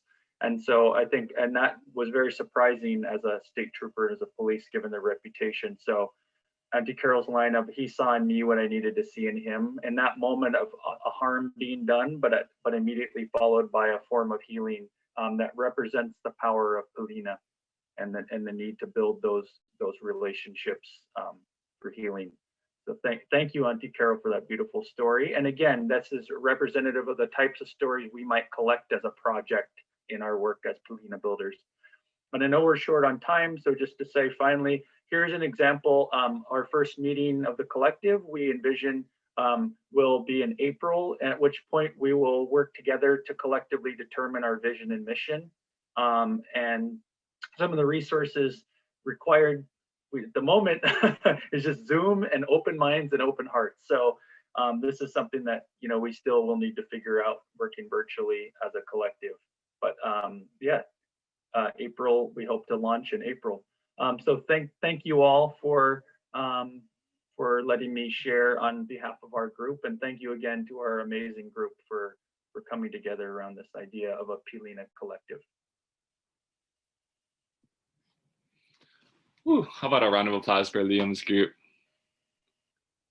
Oh, that was awesome. Yeah, I mean, Seeds of Peace would definitely be happy to house whatever you want housed on our website or through our network. So just let us know, Liam and team. However we can help, we would love to. So thank you folks so much. And if you folks have any questions, feel free to contact me. Liam, if you could drop your email in the chat, that would be great. But thank you so much. Okay, moving on. Next, we have our Reimagining Economy team led by Aaron Domingo and our facilitator, Naomi Rambao Tanaka. Our team lead, Aaron Domingo, is a managing director at Westpac Wealth Partners, one of Hawaii's fastest growing financial services companies. In addition to his career in finance, Aaron is also a performing musician and has a degree in music business production from Belmont University. He's a volunteer musician for Make 'em Smile, a local nonprofit that brings music to children battling illness in our local hospitals. He's also a board member for Cities of Peace. Aaron and his wife, Jen, are proud parents to their daughter and maybe the cutest little girl I've ever seen, Tegan. Our team facilitator, Naomi Rambao Tanaka, is a faculty member at the Center on Disability Studies at the UH College of Ed. Her area of interest is the use of technology to increase personal happiness, peace, and resilience. She's the author and illustrator of an award-winning children's book, Brighter, Brighter, Brighter, and has a PhD in learning, design, and technology. Okay, Aaron, take it away. Perfect. First and foremost, are you seeing the presenter view or are you seeing the actual PowerPoint presentation? I can't tell. I'm seeing the present. It looks good.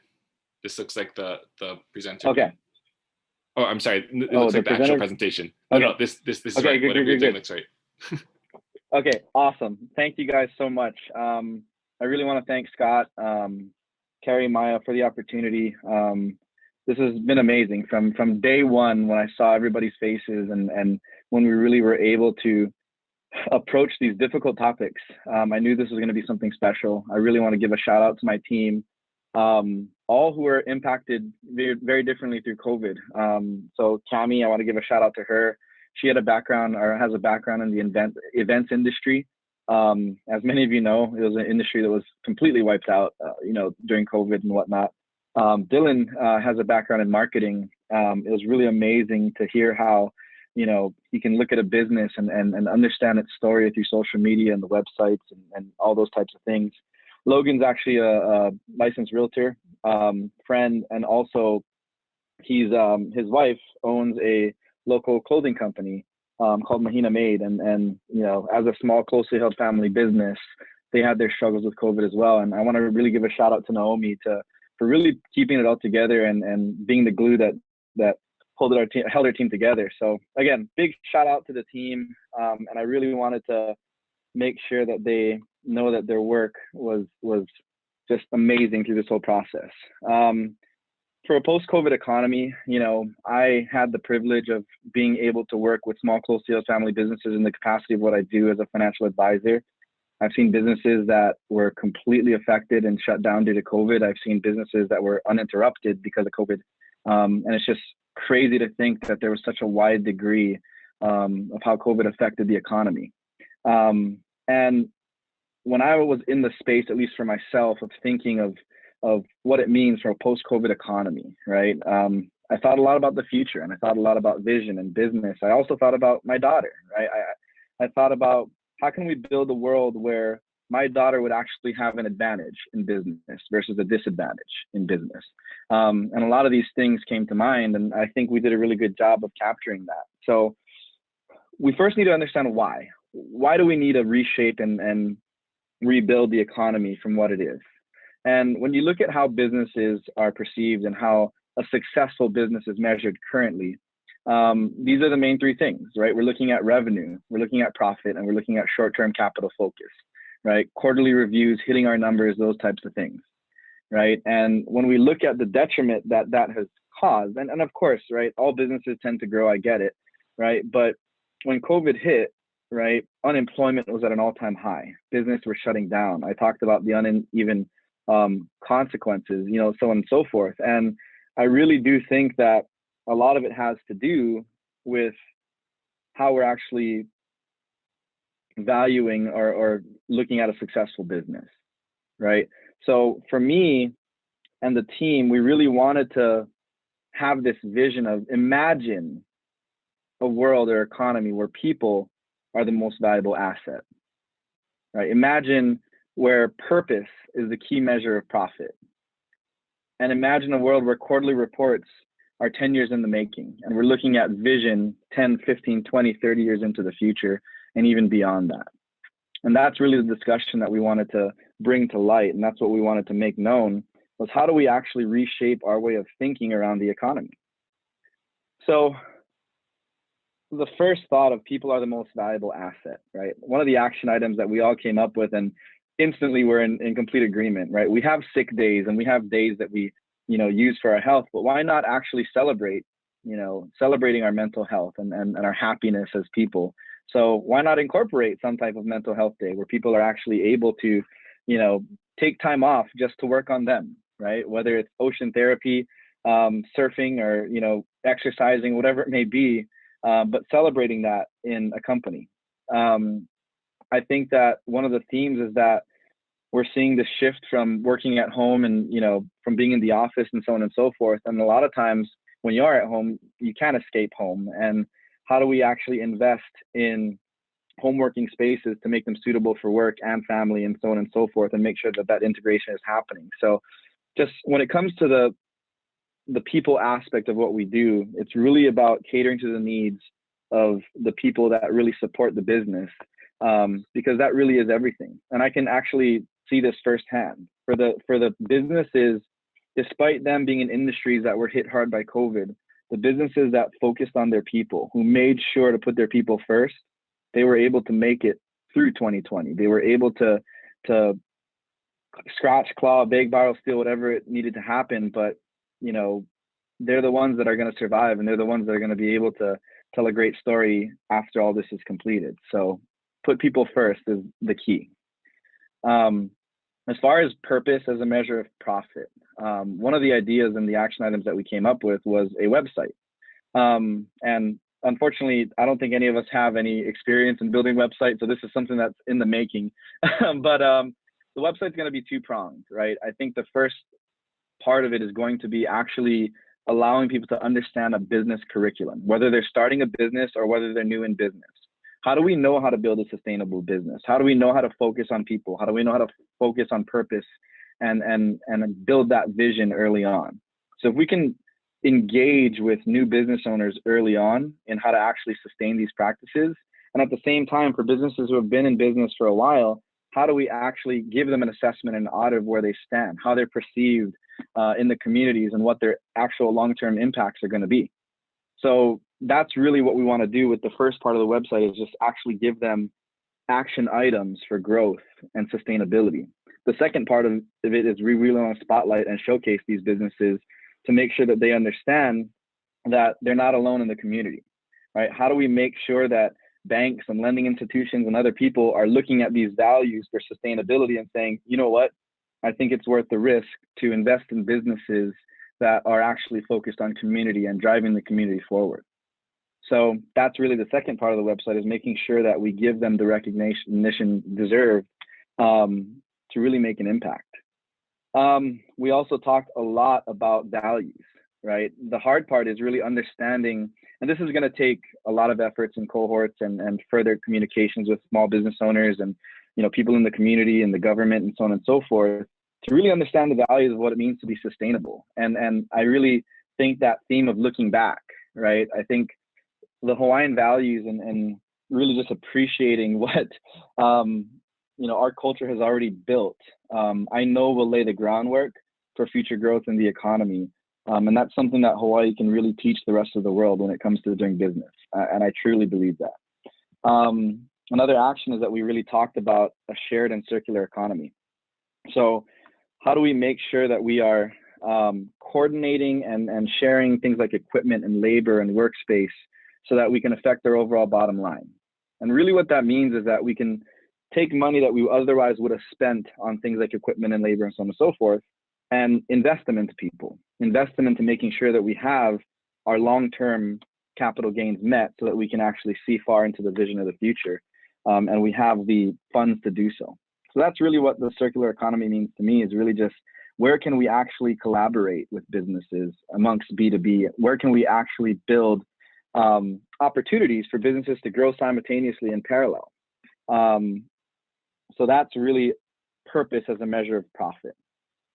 And then the final thing is really just vision, right? I thought about what happens if a quarterly report was measured in 100 years, and a quarterly report, you know, a quarterly report is 25 years in the making, right? Imagine government, the private sector, the community having a vision that's 100 years into the future for how our economy is going to work. What does that mean for our kids? What does that mean for the people who actually want to go and build a business in the future, if we're able to have that level of clarity and that level of focus amongst all these different sectors in the economy? So I think this is the most ambitious action item, to where we are scheduling consistent cohorts between legislative, you know, officials, politicians, the private sector and business, as well as the community, right? So from a government standpoint, making sure that laws, rules, regulations support sustainable practices in business. From a private sector standpoint, making sure that we're adhering to these curriculums. And then for the community, it's really about transparency. It's really about being able to understand and identify a business that's doing the right thing in supporting a business. So again, we get really fired up about the opportunity. And I really wanted to thank my team and thank everybody else who participated in such an amazing experience. And I think I speak for many when I say this is truly just the beginning. I'm sad that our group sessions have come to an end, but I know that there's going to be a lot more to come. And thank you so much for the opportunity. Thanks, Scott. All right, mahalo, Aaron. Let's give Aaron a round of applause. Aaron and his group a round of applause. Yeah, and just, you know, Aaron and I speak quite often, and it's really cool because I know Aaron, as a financial advisor, is already working with some of his business clients to implement this kind of stuff and kind of shift their perspectives on things. So he really is on the front lines of kind of changing how businesses behave. So Aaron, thank you so much for that. Last but not least, we have our final group. We have our Reimagining Climate Action team, led by Zelda Keller and Keona Blanks, as well as our facilitator, Katie Rani. Our team lead, Zelda Keller, is a peace and conflict transformation specialist and currently serves as the executive director at the Institute for Climate and Peace. Her other area of expertise is in the political realm, where she's been a part of local, state, and presidential campaign teams. In addition to this work, Zelda is a consultant on the Obama Foundation's international team. Our team co-lead is Keona Blanks. She's an intern at the Institute for Climate and Peace. She's an alum of Campbell High School and a sophomore at Stanford University. As an aspiring human rights scholar, her interests lie at the intersection of justice and environmental science. Outside of her studies at Stanford, Keona is a research assistant at the Stanford School of Medicine. It's much more than what I was doing during my sophomore year of college. Our team facilitator, Katie Rani, is a peace builder, a conflict manager, and facilitator, and has been working professionally in these areas for the last 13 years. She's currently the special programs coordinator for the Mediation Center of the Pacific, conducting outreach and training, as well as program creation and management. She is president of the Conflict Resolution Alliance, a community facilitator for Cieds of Peace, and a digital administrator for the ACORD 3.0 network. She graduated summa cum laude from Santa Clara University and earned her master's in communication from Mānoa with a certificate in conflict resolution. Zelda, Keona, Katie, take it away. Hey, good morning, everybody. I think Keona is gonna share her screen, so just 1 second. And I have Otto joining me today. Sorry, it's been one of those days. So apologize for some background noise. You see some shoes. Okay, so yeah, you can go ahead. Okay, so the next slide, Keona, would be great. Okay, so welcome everybody. Thank you so much. I want to say a special thank you to Scott and Kerrie and Maya for making this possible.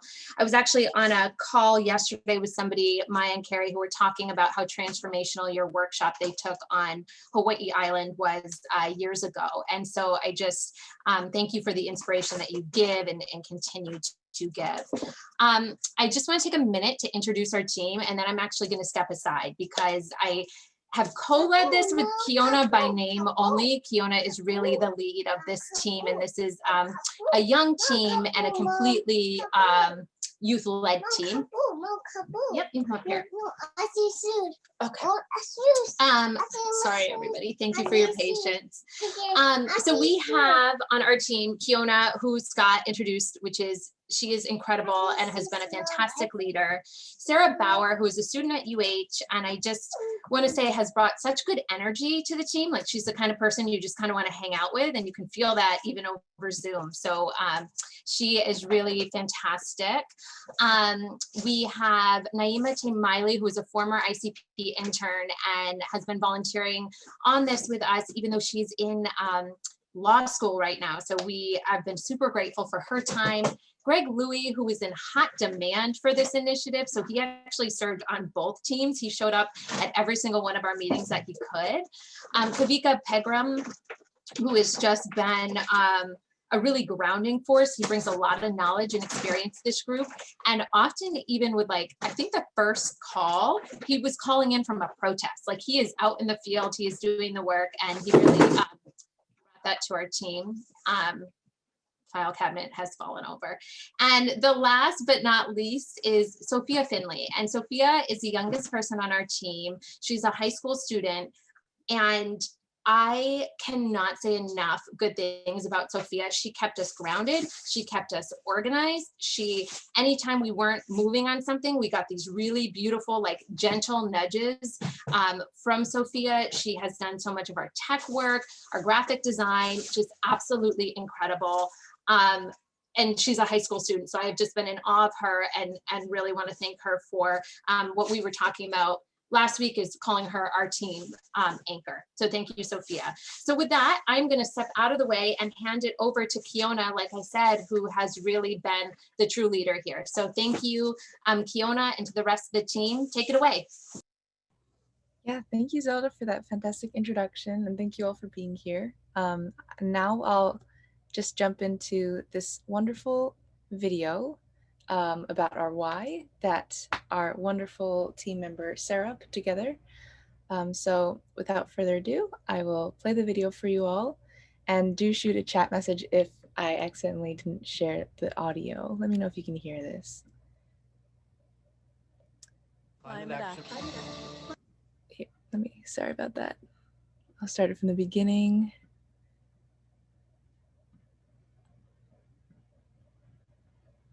Climate action. Climate action. Climate action matters to me because I care about Earth. It's a unique place. There's only one of it. And all the things on this planet, both living and non-living, deserve to be protected. Yeah, I think you might have to stop share and reshare. I still can't hear the audio. Oh, sorry. Oh no. Okay. Oh, shucks. But for some reason, I was able to hear. Oh, it looks like some of us can hear, some of us cannot. Oh, interesting. Okay, let me just yeah, go back to share screen, and bottom left-hand corner of that window that pops out, it'll say share computer sound. But that was strange because some of us could hear.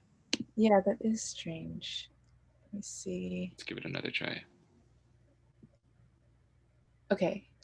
How about use my home? How about now? And climate change is its biggest threat. I can hear it. And when you have a home, Sarah, you want can to you hear protect it? it. Nope. Okay. Yeah, maybe should I pass it on to Jose to maybe share it? So, I'll send the just link. to clarify, the sound is playing. For those that can't hear it, I would suggest it is being recorded and being posted in different areas, so you can always catch it later. Or maybe a link to that of the video could be put in the chat so people can watch it separately. Yeah, I'll actually send a link right now if anyone wants to watch it. That's a great idea. That's a good idea. But you can still play it because a lot of us can hear it. And for those, again, for those who can't hear it, take a look at the link later. Okay, maybe it'll work via YouTube, but yeah, here we go.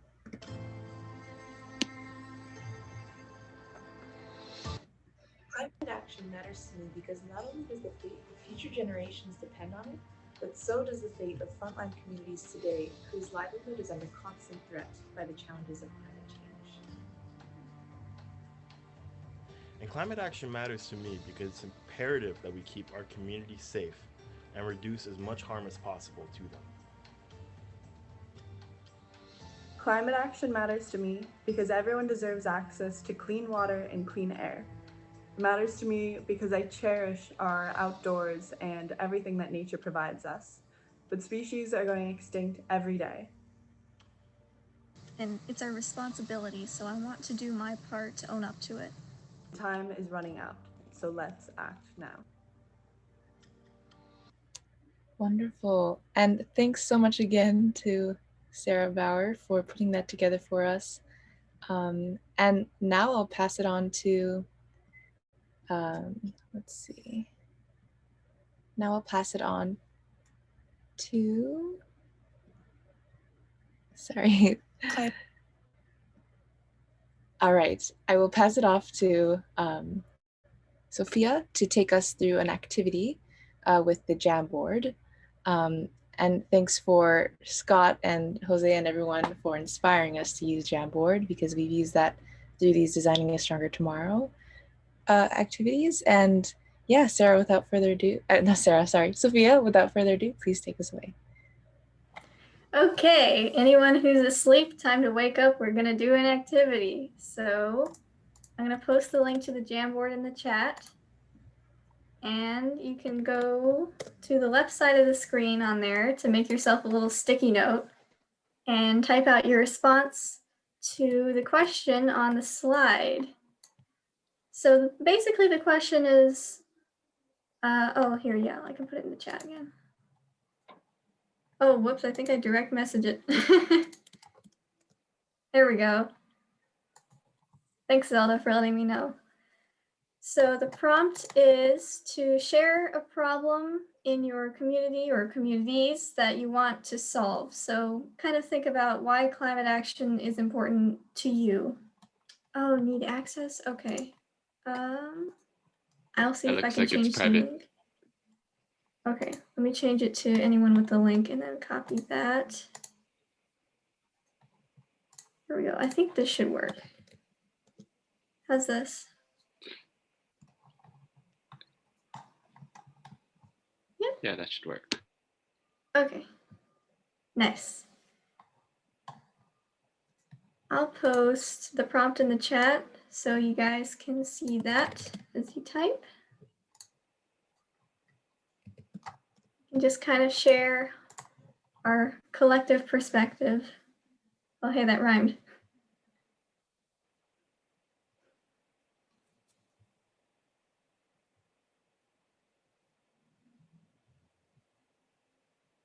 So many anonymous animals. And also, if anyone needs help creating a sticky note, if you just go to the far left, it's this button here, sticky note, or you can do Command or Control Shift P. I didn't know that shortcut. Cool.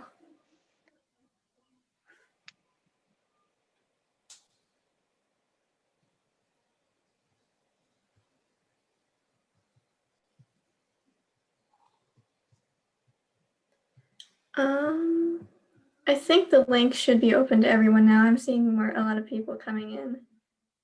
I think someone was having trouble. I'll resend the link just in case. Let me grab it. There you go. Yeah, and that same link should work. Oh, there we go. Yeah, yeah. Okay, I'm seeing a lot coming in. I'm seeing for the future of our children, seeing that climate change increases conflict. Yep, our future depends on it. Reconnecting to each other and Ina. Stop dependence on fossil fuels, things like plastic that are damaging the planet. Seeing a lot of good ones. We only have one home in Mother Earth. We don't have time to waste. I'm seeing a lot of good ones. Thank you everyone for contributing. I'll wait a couple more seconds to let a few more come in and then we'll proceed on.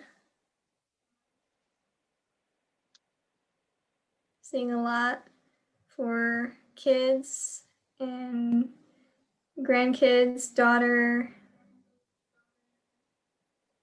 a lot of family, poverty and inequality. Our collective kuleana, or collective responsibility for the health of the planet and future generations. Sustainable jobs, that's a good one. Not interested in a climate war, yep. Same here. Connecting, wonderful. Human survival, that's a good one. Survival of everything and everyone. Okay, so thank you everyone for your wonderful participation. I will pass it back to Kiona to talk a little bit about the Climate and Peace Initiative now. take it away. Thank you. Thank you so much, Sophia, for leading that wonderful activity and getting us all thinking about these important issues in our community. Now I'd like to share a bit about what forms the foundation of what we've been working on as a team. The Climate and Peace Initiative is what forms the foundation of our work here together with Designing a Stronger Tomorrow. And what it is, it's a ground-up research project that ICP has been working on for a number of months now, and I've also been on the team working on it.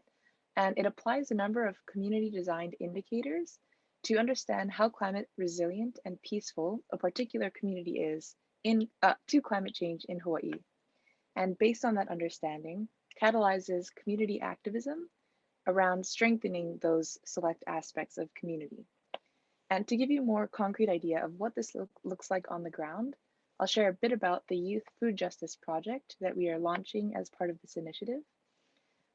One particular community-designed indicator that numerous partners and community members have underscored is food system resilience. So accordingly, the Climate and Peace Initiative team is launching this Youth Food Justice Project with community organizations to work with young people to explore what needs to be in place for their relationship to food to be secure in the context of climate change.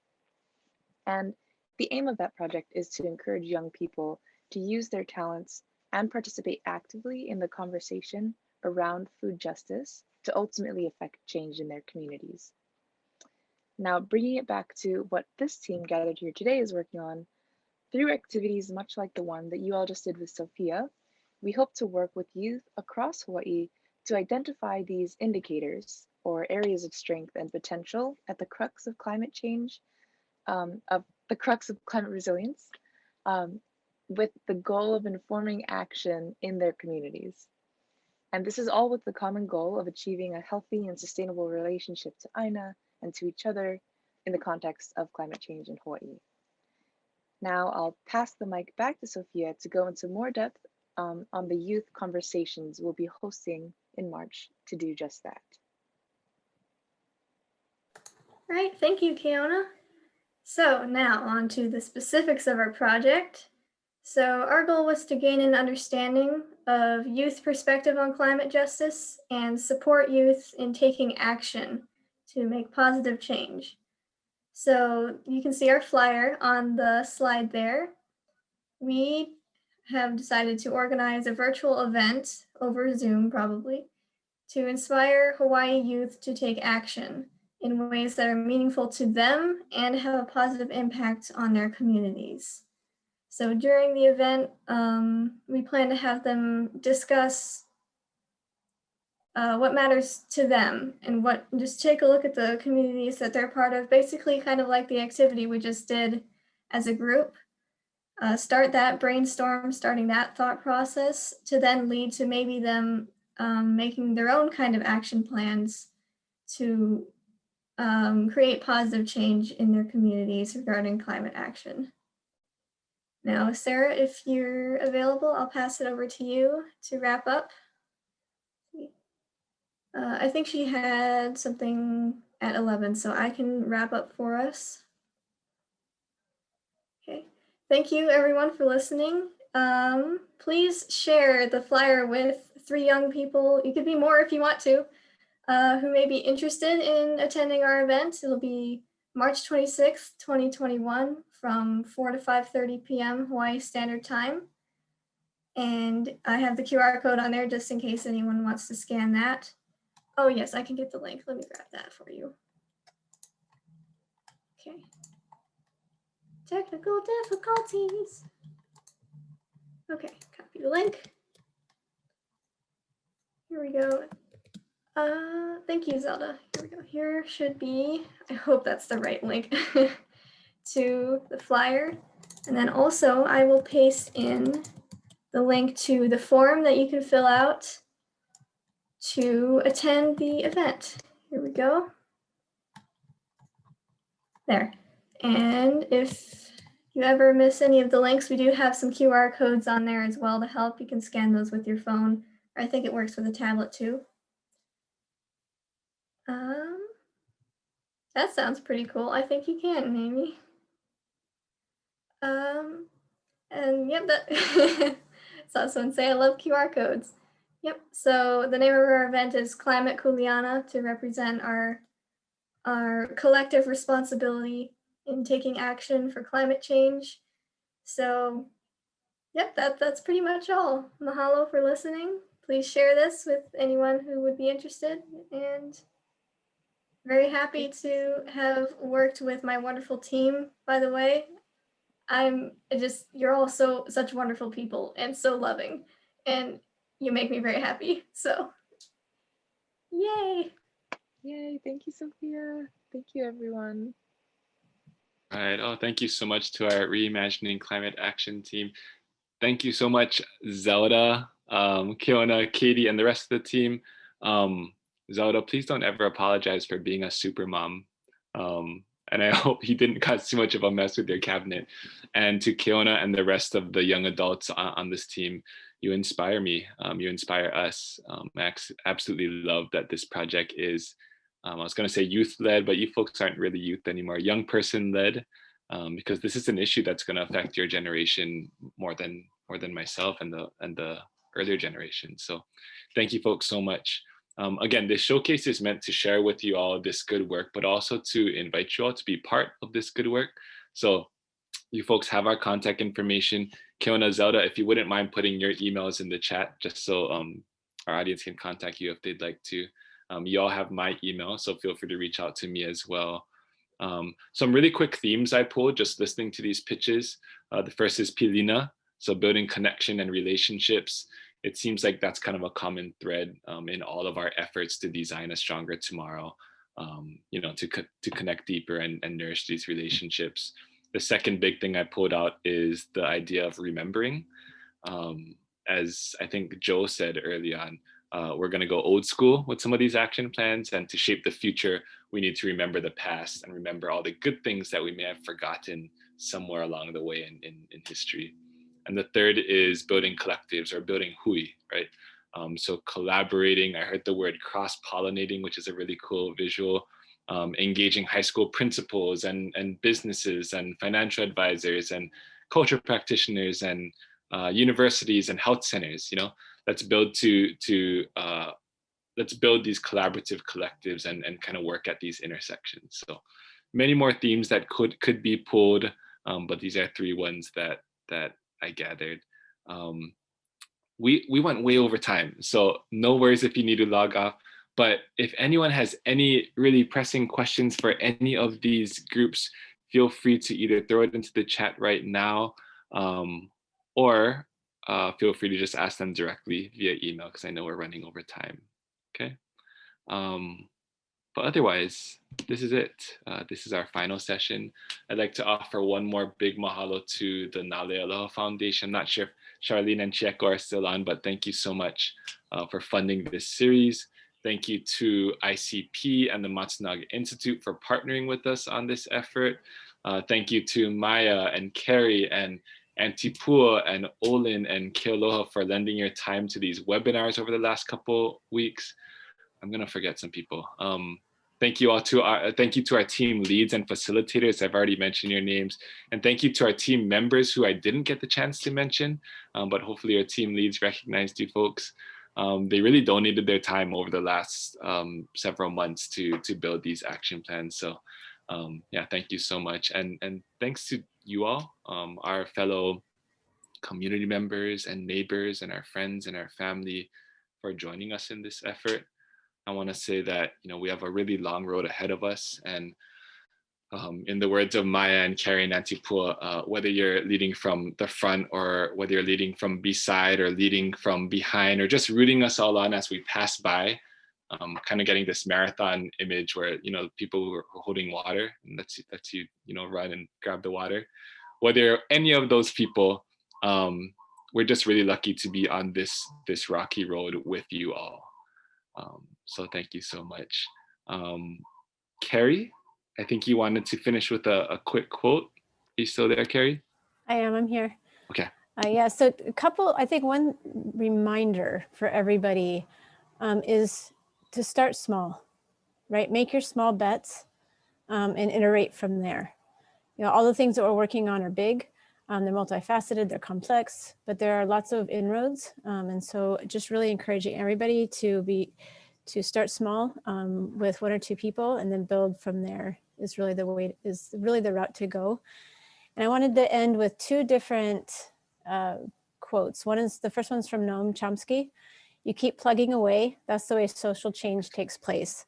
That's the way every social change in history has taken place, by a lot of people who nobody ever heard of doing good work. And then finally, to end with Teddy Roosevelt, do what you can with what you have where you are.